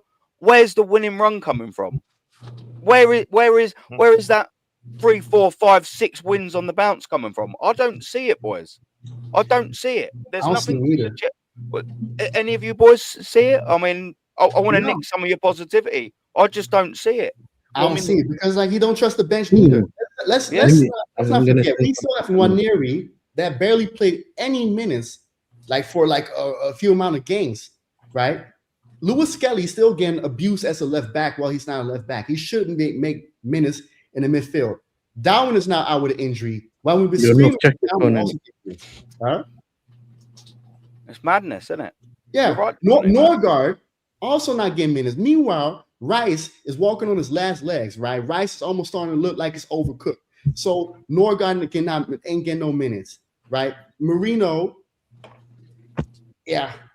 just give up. Harryman Anus, right? I'll pause. Right? Anus, blood. Anus. Sorry, this name is weird. There's got anus on the mind. Don't worry about it, man. You're all good. I leave him, bro. You know what I'm saying? Leave him. The kid, bro. You know what I'm saying? Aaron's beefing the kid now. You know what I mean? That's what the chat's going to say. But certainly, certainly to this entire thing of whether we are going to go on a run, we're not, unfortunately, simply because we had seen from this, North, let me send you the fixtures. Sorry to cut you. I'll send you. From the last summer window alone, people were rating this transfer window an 8, 9, a 10 out of 10 simply because of the expenditures that we had and the quantity of players that we brought in. But at the end of the day, some of those players that we did bring in, they were never good enough. And and unfortunately as well, we can rather I think this whole idea of whether we're going to go on a title run is simply based off the premise that that Arsenal is still in this development phase where we are going to be improving our results. Just that, the quality of players, some of the quality of players that you brought in, I think they've just looked at the players and thought that they would just get them over the line. Similar to how a Liverpool, because remember you bought Eze, Gyökeres by name, you'd think this is going to strengthen our team amazingly. But obviously football is a team game. It has to work on the pitch, not just on paper. I think they've looked at it from on a paper thing. You could say, you know what, this looks like, we might do amazing. But they've missed out the fact that maybe this might not work as a team, or maybe there's certain aspects that might not work. Maybe that player doesn't work with this player. Sometimes you don't know this until you actually see them on the pitch play together. That is fair, but at the end of the day, what is never accounted for on paper is the Arteta tariff. It's not a tax; it is a tariff. It is a direct application. Of the manager, reducing the overall output of the players that are being fielded on the pitch, and so it should not be really any a surprise that at this stage. Mind you, if this were to occur at any other club across any other sport, we have spent over £1 billion and we're still talking about pieces in the squad that we need to upgrade on. We're still talking about a lack of quality and a lack of depth in the squad to compete on multiple fronts and actually get over the line. As one gentleman was saying in the chat. We're not going to be winning anything this year, and I would take that bet 9 times out of 10 simply because it's not the passengers in the car that's the issue; it's the person driving the car itself, and he's been driving us off the cliff year after year after year. I have never seen a manager go through so many goalkeepers, so many left backs, rather, and then ultimately just to find that the left back. We had players in our squad that should not have been let go because any other quality manager would have been able to find a use from them. I'm talking about Aubameyang, who is unfortunately still walking into the first team today if he was still if he was still at the club. also talking about Ozil. He's still walking to the first team at this time. You know, like, also talking about Tierney as well. You know, there are several players that have just been so cast out into the dark, and you know, and people and we're still on this merry-go-round. Whether we're getting over the line, we're not. It doesn't mean like we could give Arteta the Invincibles, and that squad is going trophyless. We could give Arteta the world's best starting 11 over the last 20 years. He's still not getting over the line. It does not matter. And simply because we have seen almost like a very Sim City kind of deal where we have given this manager everything in the book. We have given him resources. We have given him time. We have given him patience. We have given him unquestioned authority and support. He's still not getting over the line. At the end of the day, we really just need to realize, you know, like this person on 15.6 million a season is not it. And the sooner that we realize that, the sooner that we just accept that reality, this club can move forward to get an actual manager to get us over the line. Well, that's fair enough, but do you know what I'm saying? I don't think there's anything wrong with that, to be fair. You know what I'm saying? With me, I'm used to seeing different managers at my club, so I'm not used to having that attachment to a manager. What else are you used to seeing, though, when you was going through managers like that in the last 20, 25 years? The things that behind it, you know what I'm saying? But let me be honest, though. You know what it is about the Arteta thing? A lot of people always say how much you spend, and then obviously my club spend 2 billion or whatever it is that people like to call it. But in general, I think he got the most expensive commodity, which is time. I think that my issue has always been when people ask me what I thought of Arteta in terms of what he's doing. Yes, there has been a progression, but not what I expect of a manager in 6 years. Like what I'm seeing now is probably like third year. Do you get what I'm saying? Like what he's doing now, I would have expected my team to have done by third year. Do you know what I'm saying? Like not in the sixth. Like in the 6th year, I wanted you to have dominate. Like look at Pep. When Pep got there, cool, he got money. Oh, but he's still learning on the job, Yasser. He's still learning. But that's what happens with a manager that's young. So I get that as well. You know what I'm saying? So, but you get what I'm saying? Where people always want to leave out the 6 years, or they want to leave out the fact that he's also been the guy who made all the choices. So he's not a yes man being given certain players that he has to deal with, and a year was wasted. Like obviously, I'm dealing with a manager now that is annoyed because he didn't get backed after winning trophies in the summer, and he's going back and forth with his ownership and all that. Whereas your manager decided he wanted Havertz, so he wanted this guy and that guy, and then he decided it's not working. He sold them, and that he had all that to do, right? Whereas some managers, you might okay, cool, they've been here 2 years or 3 years. The one thing we always used to hearing before Arteta had like 6 years is that if only we gave this manager more time. I used to hear at my club all the time, or this guy, maybe he was very close to winning, or he needed just 1 or 2 more pieces, and like these kind of things. Whereas with your manager, you got the money and the time. You know what I'm saying? In the support, like, it's weird. Mind you, no, but Gusser, as you very well know, like Arteta has been put at such a pedestal, you know, only second to Jesus Christ himself. Well, Jesus is in second, man. Come on, you even know that. You even know that. Just trying to be polite, you know, it's the nativity scene here. Me and North and Devante don't subscribe to that. You know what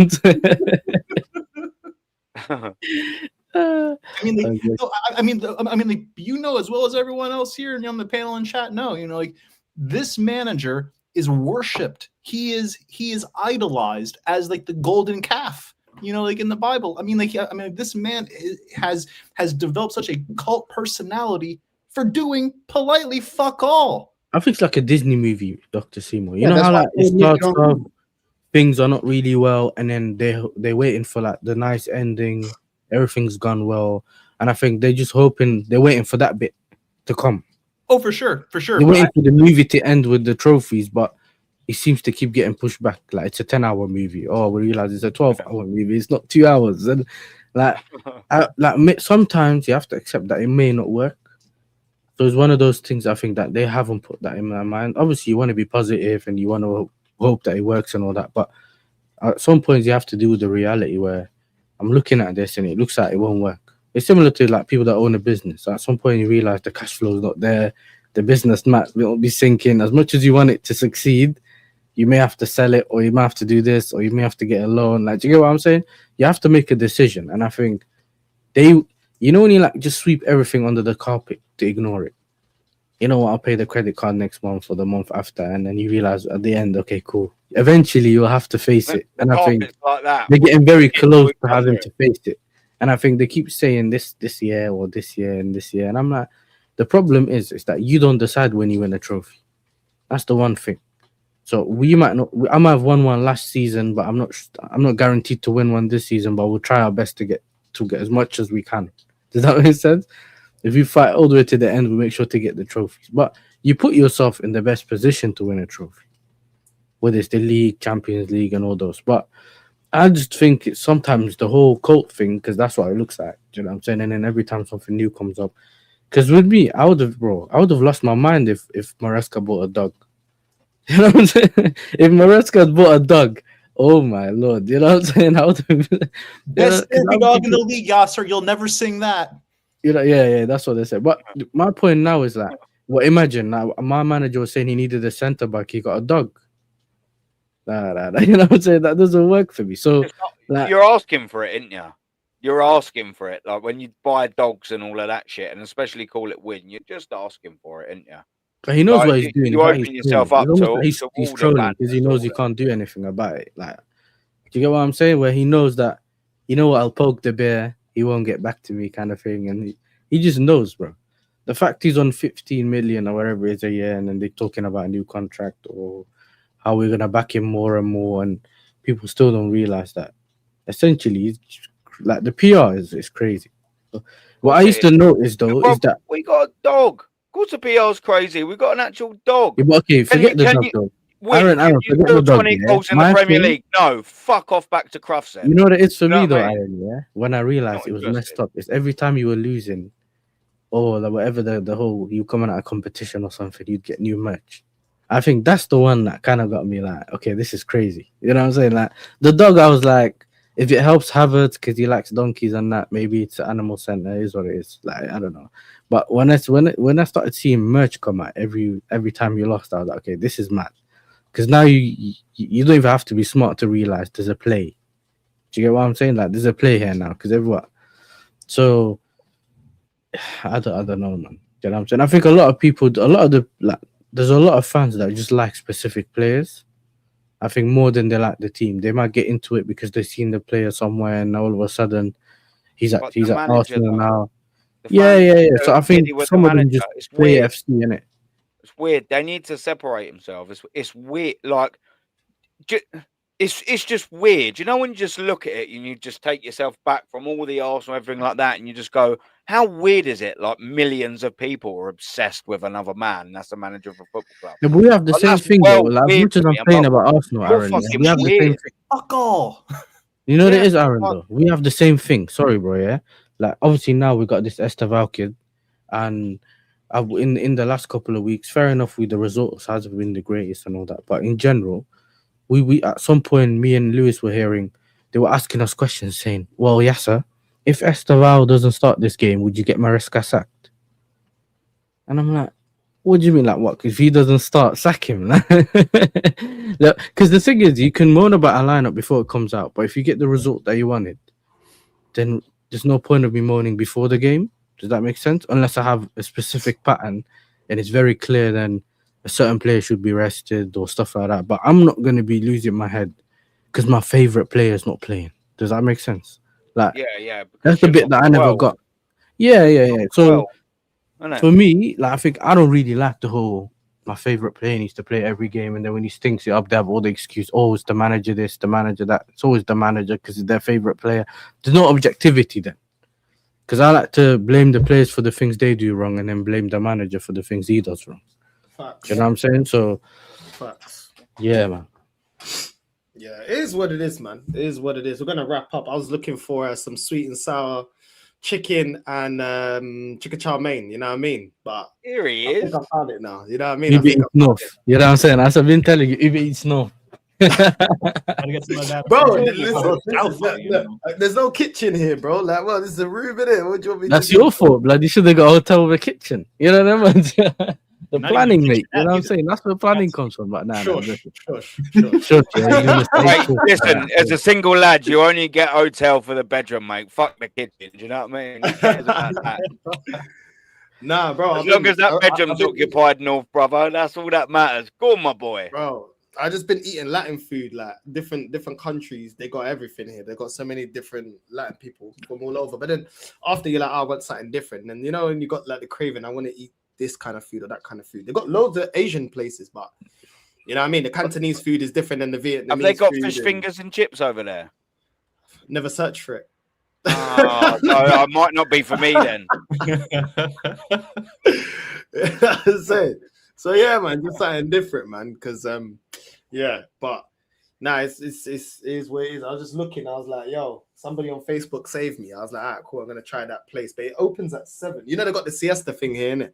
So it opens at 7, but it's like a 30-minute walk. But I've been walking everywhere. Like if it's like over 45 minutes, I'll get an Uber. But apart from like when I go out to the club, I just walk it. I didn't even use the metro. I just been walking it. Like Is the weather nice though? Like all right, or was it raining still? nah, it was raining. Today was a little bit better. Today was better. Today was actually good weather. But I was like, I think as well, because I'm always like, because I'm streaming or trying to set up a stream and then I'm doing personal thing here. I'm like, yo, I don't want to be in a car. I just want to walk, you know yeah. I'll just walk it. You know I what got mean? that issue right now, innit? Because I can spend a couple of hours here, Mm. but I'm driving most of the time, bro. So when I get the chance to walk, you want to walk, bro. Because otherwise you just moving stiff. Yeah. Yeah, you feel like you're always sat. You feel like you're always. The you know one what I mean? time you need to run for the metro north, you're gonna pull your hamstring, lad. You know what I'm saying? You have to be walking, bro. Hamstring. Yeah, I swear down. No, but this city's made for walking. Like you really don't really, unless it's like really far, you don't really need to use transport. Really, like obviously for me, like I said, I want to get the fresh air and I want to walk and I want to be like have some exercise in it. So Yeah. I just started like, you know what, bun it. Like I'm not. And Holland's the same, you know. When I was in Holland, it's the same. But then again, Holland's flat. It's not really hills and that, so it's just nice to walk, innit? Do you get me? And you don't feel like falling over all the time, lad, because the pavement's actually flat. You know, they all connect to each other. There's no bumps and that. But to be in fair, general, walk into the red light districts is not a bad little I never bad said little way to burn a couple of yeah, I calories. didn't say You know what I mean? Yeah, so Aaron just got gas when he hit Holland. You get me? Yeah. That's what I've gone for. I don't smoke. I just boy, come on. I won't sound. We all know. Hey. But yeah, man. Nah, it's cool. Like the weather's not been, obviously it's December. It's not been amazing, but like before 5, because the sun goes down around 5, that's when it goes like a bit cold. Not so much like a normal jacket like what I had on. It's fine. But yeah, like when it gets late, it gets a bit chilly. I can't lie.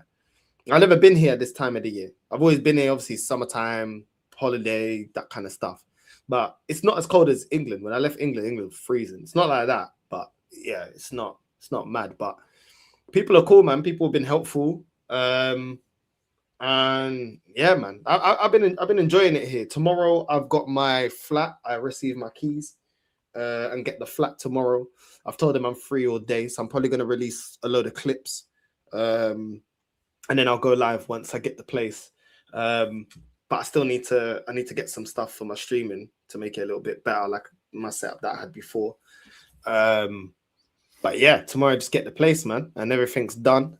And yeah, I got a contract for 11 months, and then have the option to extend it or go elsewhere.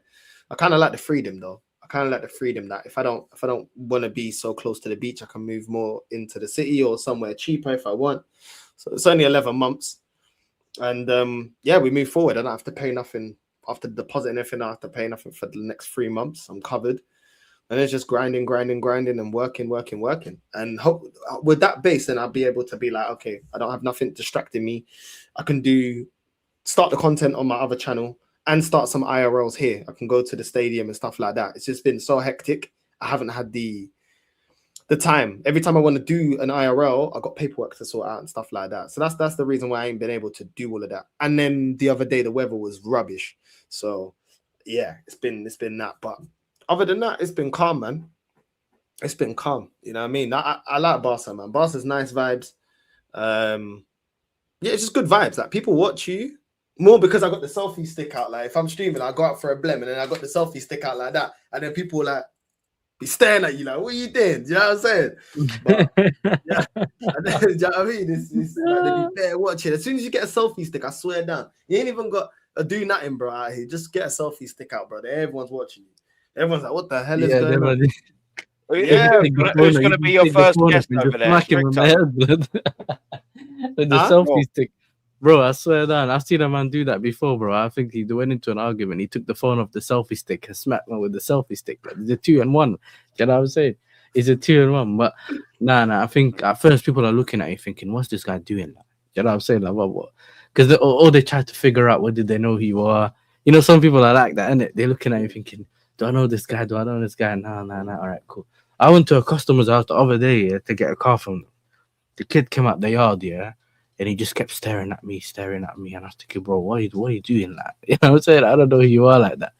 So we got to talking, and I remember looking at his like mirror, like the window outside the house here, because I was standing outside, and I saw a little Liverpool card outside. Yeah, I didn't say anything, and then he goes, "I've seen you on YouTube."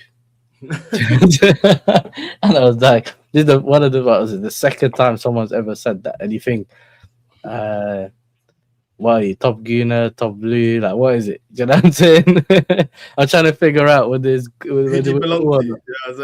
the energy? Do you know what I'm saying? But he was like, oh yeah, I've seen you on or whatever. I was like, all right, cool. And then he was like, so what are you doing here? You know, I was like, what? If I was doing YouTube full time, man's working, bro. Give us the keys, bro.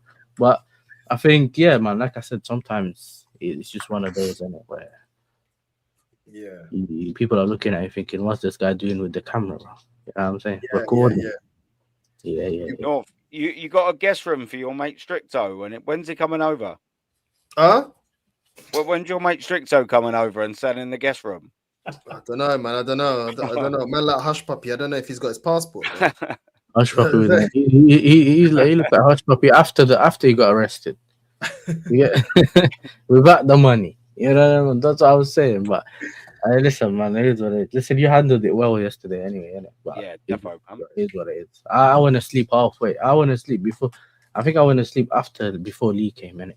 I said, yeah, listen, I got work tomorrow. Like, it was like 2 a.m. at that point. I was like, yeah, listen, I can't stay longer than this. But they love a drama, though. They love a drama, bro. Like I've seen a couple man reacting to it as well. I've seen people react to it and that. You know what I'm saying? I love the backup dancer thing, man, isn't it? You're a backup. He really don't like the backup dancer. He hates it. Yeah. That means you backup dancer. It's not even horrible, but it's well insulting, isn't it? You know what I mean? Yeah. It just is, isn't it? Like, you know, I'd choose verbal. You know, I'll choose a see you next Tuesday or something like that. You backup dancer. It cuts deeper, doesn't it, man? That's hilarious.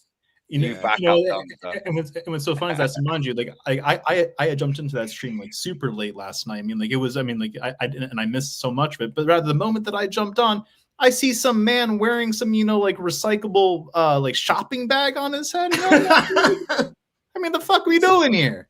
He said he did that because I called him ugly. He didn't put the back of his head. I don't know, yeah. But I swear, the words that I use, bro, I don't know. I've no, he knows what he's doing. I clocked, bro. He knows what he's doing. His thing was, I'm gonna go in there and I'm gonna troll. See, with me, yeah, I'm a good judge of character. Yeah, this is why I was like, hopefully North doesn't fall for it. I knew that you wouldn't, but sometimes, depending on how your day's going and that, you get me. You can have the short fuse thing. You get me. You're already tired and you're looking at my thinking you're testing me. I realized that, this obviously there's some people know, some people don't. North will tell you, in Africa, there's like them 3-year-old kids. Their brains are like, you know what I'm saying? They're like 12, they're like 15-year-olds. They're well more matured. Very kind of you. Sorry. Thank you, Darryl, bro. Appreciate that. Big up, Darryl. But I'm saying, what's it called? They're way more mature than their age. These men are 4 years old. He's the opposite, bro. He's like 40 and he behaves like an 8-year-old. You know what I'm saying? And I knew it. He's just a troll. Benjamin Button. Trolling, getting under your skin. And that's his thing, innit? That's what he likes doing. I was like, listen, here's what it is. If that's what you want to do, great. But like I said to you, the internet is a thing of perception. You know what I'm saying? It's a perception. And that man said Tony Pulis. I mean, that's how you would know that he was on a wind-up. You know, I mean, like absolutely on the wind-up because rather ironically so, Yasser. You know, you could go out on the street right now, right? You could leave your house right now. You could find some random stranger. You can give them 6 years and £1 billion to spend. You know, you give them unquestioned authority and support. They achieve the same thing that Mikel has done, which has been fuck all. Inversely, if you give an actual experienced manager all of everything, all the resources and tools that Arteta's been given, they're getting over the line with half the money spent in half the time. You know, yeah, you give me 15.6 billion, I'll bring you a Champions League. But, you know hell, what I'm saying? you can even give me 1.6 million and I'll do that. You know, I mean, I'll do it from home from my controller. You know? You can give me 15.6 million, I'd be dead after about 4 days. You know what I mean? Right, that's that. Hello. I'll be real. Like at the end of everyone I made a thumbnail that I didn't know and I went at, I completely understand them going at me. There's a lot of people that have made videos about me, especially when I first started cooking people. And I never responded or made a video back responding to most of them because I didn't know them. See what I mean? A guy was a different case, but most of them I didn't really know them, so I didn't really say anything. I'm like, yo, if you give it, you got to take it kind of thing. Do you know what I mean? If you're going to cuss somebody, they have the right to cuss you back kind of thing. That's how I grew up. You know what I mean? So I can't cry victim when if I'm going at someone, then cool. The thing with him, I never even started it. Do you know what I mean? And just because I'm not threatening him back doesn't mean that I'm shook of seeing him. Because otherwise I'd be like, yo, I know certain people, yo, could you squash it? I don't care. If I run into you, I'm going to say it to your face. If you want to punch up, we'll have a punch up. That's calm. I'm cool with it. Do you know what I'm saying? But at the same time, it's like, I hate people like him that play this kind of villain and then want to be the victim. That don't run with me. You can't be the villain, and then when you get the same energy, you start crying. Yeah, I'm saying we knew it was him yesterday, yeah, because as mods, you just click on the name, go to channel, and it tells you who it is, because you can see the subs and everything, innit? So we clicked on it, and we knew it was strict, so that's why we kept telling the chat, yo, it's actually him in the chat. Someone told him you're getting cooked by North. He had to pull up. He kept saying, yo, keep the same energy. I was like, bro, I've been cooking you for 6 months. What do you mean keep the same energy? I've been cooking you. Like, I don't get it. Do you know what I mean? What do you mean keep the same energy, bro? But I'm not going to go out of my way to meet you. Why am I going to go out of my way? Am I stupid? This is why he's dumb, bro. He's like Ja Rule, bro. He's dumb, bro. You know what I'm saying? He's actually dumb. Why am I going to link up with you when I'm just getting the lifestyle that I want? I'm getting my new flat. I'm in the country where I work. Why am I wasting my time on someone like you that just wants clout? It's better for you than it is for me. But why do you think I said to you the internet is about perception? He tried to twist the things that you said to make you look like the bad person, knowing, because remember, like, you know how it is, isn't it? The only way a lot of the times you can get cancelled, like a lot of the times, is if the chat turns on you. Yeah, once the chat turns on you, you know what I'm saying, you might as well gulag the channel. You gulag the channel by yourself. You get me? You might as well go to the chat, yeah, click on your own name and hide it. Yeah, because bro, it's mad now. But I'm saying he knew what he was doing, innit? He was trying to get everyone to turn on you and just like he was just trying to do whatever he did, innit? But listen, he enjoyed it because some people just enjoy madness, like, do you know what I'm saying? Whether it's like whether it affects someone else or not, he's just trying to get his get back for all the 1,000 videos that he done on him. But listen, it is what it is, bro. Make a video then, innit? Like what? Why are you here moaning? Like he's saying this video's Let about me in. me. He was in the chat for time. Let me in. I'm like, yo. First, I knew he was gonna play again. That's why when I knew he was struggling, blood, in that tight coke. You get me? He couldn't breathe. He's like, let me in. Yeah, let me in. Well, listen, bro, leave him. You know what I'm saying? Leave him, bro. It is what it is, man. It is what it is. Like I said, that situation, you know what I mean? That situation was somebody giving me a certain type of energy, then I match it, and they want to play victim. It don't work like that. You don't threaten someone and then I can't cuss you, yeah? Because you threatened me. So then there's no rules anymore. Do you get what I'm saying? Why should I have decorum when you threaten me? What made you threaten me? Because I said that you were wrong for saying that fans that don't go to games can't have an opinion. Come on. Like, what we doing here? Do you know what I mean? But he's not very bright. That's the thing. He's quite stupid. And that's I realized that early on, you know. I realized that early on. From the whole family thing, I was like, yeah, he's zero IQ. Like 0.05 IQ. That's what I've been calling it. Tottenham's XG, you get me? That's the IQ that he has. Like, I'm not arguing things that don't make sense. They're trying to twist the conversation so that you forgot what you've said. Bro, it's mad. Nah, that's why I had to kick him out and be like, nah, we're not gonna end it on that. But do you know what? Look at half volley, yeah. And this is what I always said: half volley, yeah, half volley, forward. There's loads of people that come onto this channel that I don't agree with everything that they say. I've never gone at half volley. Do you know what I'm saying? I never gone at. He respects me, I respect him back. Simple. Forward, he likes to clown, so we clown each other because we have that kind of understanding. You know what I'm saying? Gal is a different case because Gal takes it too far. You know what I'm saying? Man said certain creators got a humiliation kink. Do you know what I mean? Half volley, I wouldn't do that to half volley. Like, he's never been disrespectful. He's been very respectful. Nah, he's never been disrespectful. Never actually. been disrespectful. Remember half volley? I met you on Views' channel, innit? Do you remember like when? Yeah. I met you on there before. Yeah. So he's always been respectful. So yeah, they are masochists. They are. But I can't lie. On this platform, but in life, bro, if someone wants a problem, I have no problem having a problem. Real talk. I don't. And now I've got a lot of time. Now it's worse because I really have time now. You know what I'm saying? So I was already. I woke up. I was like, has he replied? If he reply, I swear down, that's gonna be the breakfast show. You know what I'm saying? I was ready. I'm ready already, bro. You know what I'm saying? It is what it is. But ultimately, this comes from the arrogance of the other side of the fan base. Every single time we speak, the majority of them are not like half volley. Yeah, I'm saying we'd be on panels. Aaron, you know this. You'd be on panels. They rude to you. They do this kind of condescending way of speaking to you. All these yeah. Bro, I get it. I get it when I speak to you. them. Get it, yeah. People I get it. They do it in a way that's sly, innit? It's a very, I can't lie. It's a very British way. It's passive aggressive. You know what I'm saying? Yeah. You don't have They'll say things like you don't have the capacity to understand, like, or they'll start saying digging things in and that. I'm like, brother, like, the camera's only 1080p. You know what I'm saying? Boys, that's why I've took a back seat for some of it, because you know what? Like you mentioned something I always say, Yasser, yeah, time is the most precious commodity on the planet, man. You ain't never getting that shit back. And when I know my time's been wasted, I won't have it. So like when I'm going on these panels, which is why I've taken a back step from loads of them recently, they'll ask me a question and I'll go, cool, do you know what? That's fine. I'll articulate it. I'll either speak with historical facts or I'll at least give a compelling argument that's opinion-based. It's not saying it's 100% right, but I'd say it's a decent argument to my point. And then you'll just be like rebutted with, yeah, but back the manager. And I'll be like, bro, I've just spent 5 minutes making an accurate and adequate point to answer your question, and you've just answered me with like some whimsical 4 or 5 words. So then I'll remake my point, and they'll just go, yeah, but you're not real, or it's an agenda. And I'm like, bruv, like I'm just wasting my time here.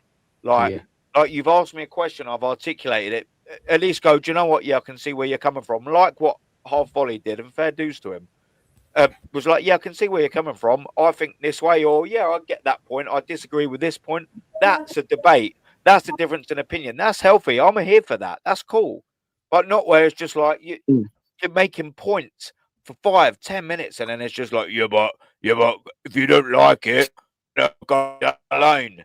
I'm like, bruv, what's the point in this? There's no debate there. There's just nothing.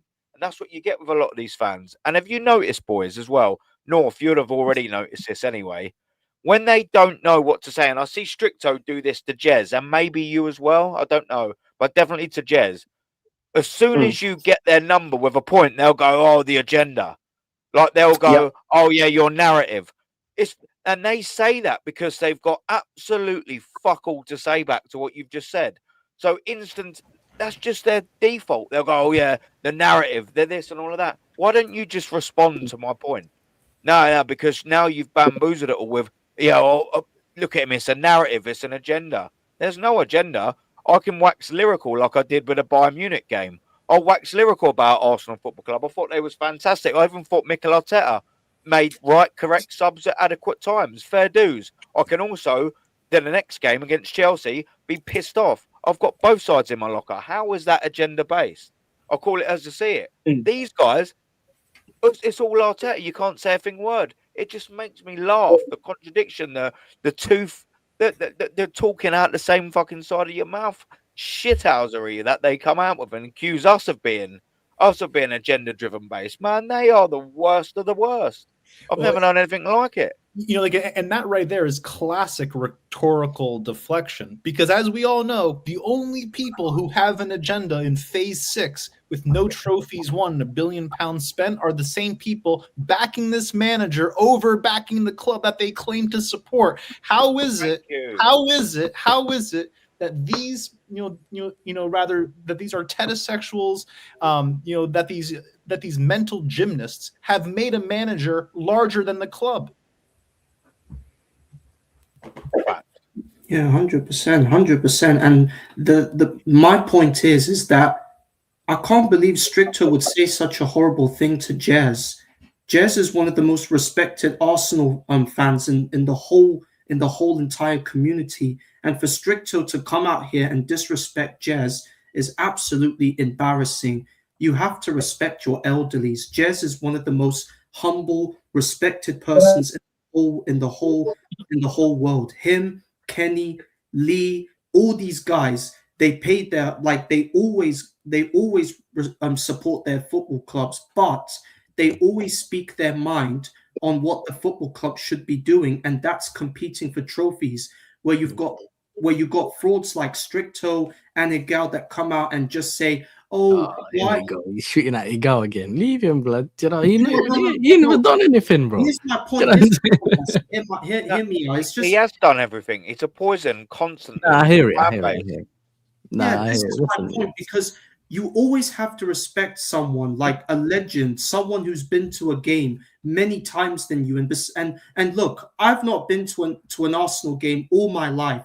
I've only the previous time I've been to. Why would they respect Jez? Sorry, Macy. Why would they respect Jez if they disrespect our club legends? Tony Adams? Oh yeah.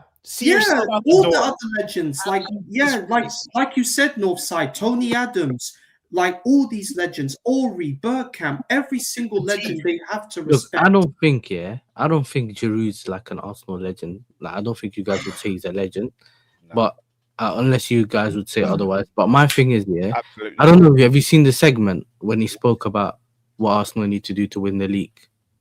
Have you guys seen that on Sky Sports? He was on TV the other day, yeah? He was on Monday Night Football, and you know how they bring a ex-player to come and talk. And he explained, the Leicester season. Obviously, what players do is they talk in, like, a lot of the time they'll say we, because it's a team game. As much as a lot of Arsenal fans always say he's the one that cost us that season because he missed all the chances, and I'd probably agree with you. But he explained how it affected the team at the time and what they needed to do better, right? But he said we, and all Arsenal fans were annoyed at him saying, nah, it was you that cost us. You know what I'm saying? Which is fine. But then they asked him about this season, and he said, we've always been good in the first part. We just need to do better. Like, this team now needs to do better part in the second part of the season. They cooked him. You know what I'm saying? You're one of the reasons he bottled that league that season. You can't talk. You know what I'm saying? And then there's all Chelsea fans in the comments showing him what trophy he won after he left. But it's like, he won at the right time and blah blah blah. Well, he didn't die on this time. But what my point was is anyone that is not on their path is a liar or he's wrong or whatever. Like, do you know what I'm saying? If they don't believe what they believe, then he's just wrong, and they keep it stepping. I think that's wrong, and I just think that in general, you can see, like, he didn't even say anything wrong, but they made it look like he said Arsenal are not winning the league this season. He literally said, "I hope Arsenal win the league this season." In that segment, and they still got onto him. So listen, it is what it is. Like, you know what I'm saying? If you're not on the same program, you gotta go out. That's how they're looking at you, innit? You know what I'm saying? No matter what legend you are. Yeah, they are, again, like, they are emotionally driven. Like, that is their agenda. Like, anything, even the most nanoscopic and microscopic quips that would be said that would perhaps paint Arteta in a bad light. Oh no, they're not having it. And you know just as well as I do and everyone else, who was the captain of Arsenal in 2015-16? Wild guess? Anyone? Bueller? Supreme, what does Devante call him? Supreme Leader Mick John-Un, is that what it was? Yeah. Our Lord and Savior. But listen, North knows, innit? If we ever disrespected someone that's older than us, but we'd be getting more than a chinelo. You get me? we'd be getting more than a Chinelo. Like that's why we're looking at it, thinking, bro, this is crazy. You know what I'm saying? Like to disrespect someone, we like a lot of us here, we've been brought up with manners and all that. So regardless of whether you agree with someone, like there's no need to go to that extent. Do you know what I'm saying? And I feel like some people, yeah, it becomes a heated debate. Things can be said, and sometimes whatever. But at the end of the day, you can solve it. And I think with some people, you just gotta realize, okay, this person, this is how he's like, and then it's either you go back and forth with him, or you just back down because you just don't want to be involved in the whole thing, because it's whatever's better for you, innit? Do you know what I'm saying? That's how I look at it. Yes, I know. Mate, could you imagine a decent manager coming into this football club with the players that we've got? All right, there ain't a plethora of world-class players here. There ain't. There's a few knocking on the door. Could you imagine the players? I bet you any money if, say, Ancelotti, you know, a year ago, whatever, or someone like a Simeone or someone like that walked through the door. Yeah. I bet you there go. I bet you there would be a big old just sigh of relief. Right, sweet. We can go again. I don't know about that, but I can tell you from my experience. I'll tell you from my experience. I'll tell you from my experience.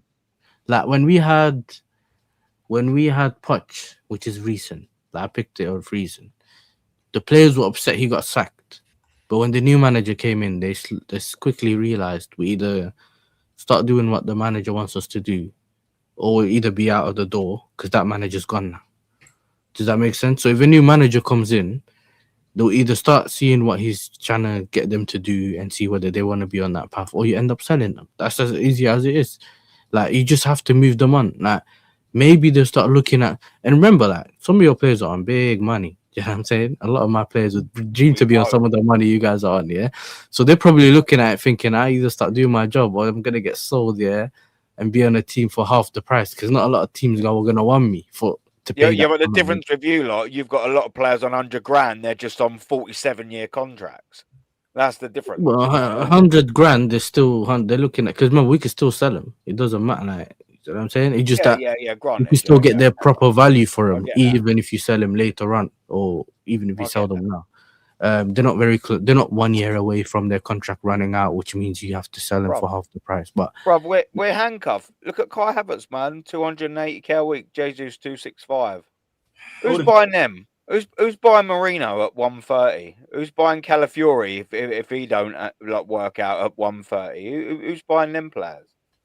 Why is Reece Nelson still on loan? Because he's on 100k a week. Why did it take 3 years to sell Eddie? Because he was on 100k. Right, it's not rocket science. We've done it year after year after year. Just handcuff ourselves in the market while giving average players. Why did we have Mustafi for so long? Because no one wanted to pay 100 grand a week. What about all of them boys? Mesut Ozil, 350k a week. Why did he get let go? Because no one wants to pay it. Finished player at the time, especially at Arsenal Football Club. We've done it since the day dot. That's not Arsenal's fault. Arteta's fault, of course, that one. But mate, like, why not learn from that? Why have we still got bang average players on astronomical wages? It's retarded. Sorry to say that word. It's ridiculous. We handcuff ourselves to the market time and time again and wonder why we can't sell players. It's madness. Like, absolute madness. I don't know. Yeah. Big up to all of you guys, man. I'm gonna go get something to eat. Big up time to eat, man. That's Aaron, man, like Dr. Dre. No, we need to change the name. It's months time. You got blem time and months time. Now let North have his months. You know North as well. Quickly before I shoot, I didn't have the opportunity to say so, but good for you, bruv, for what you're doing, man. That takes a lot of fucking bollocks to just up and leave, go to a new country, start afresh, do something new. Good for you, bruv. I'm buzzing for you, man. And I'm sure you'll make the most of it. I'm sure you'll be a double success. But good for you, man. Buzzing for you. And the flat over the line. Yeah. Man got it over the line. I'm getting the flat over the line quicker than this manager's getting the trophy over the line. I'll tell you that now. But I appreciate that, man. Thank you, man. Thank you. And all the positive comments from everyone in the chat and everybody that I know. I appreciate it, man. Do you know what I mean? So big up to everyone that's locked in, man. I appreciate that. You know what I mean? We're going to redirect to DJB, Northside Raid on the way in. And I'll see you guys later on. You know what I mean? We're out. Love.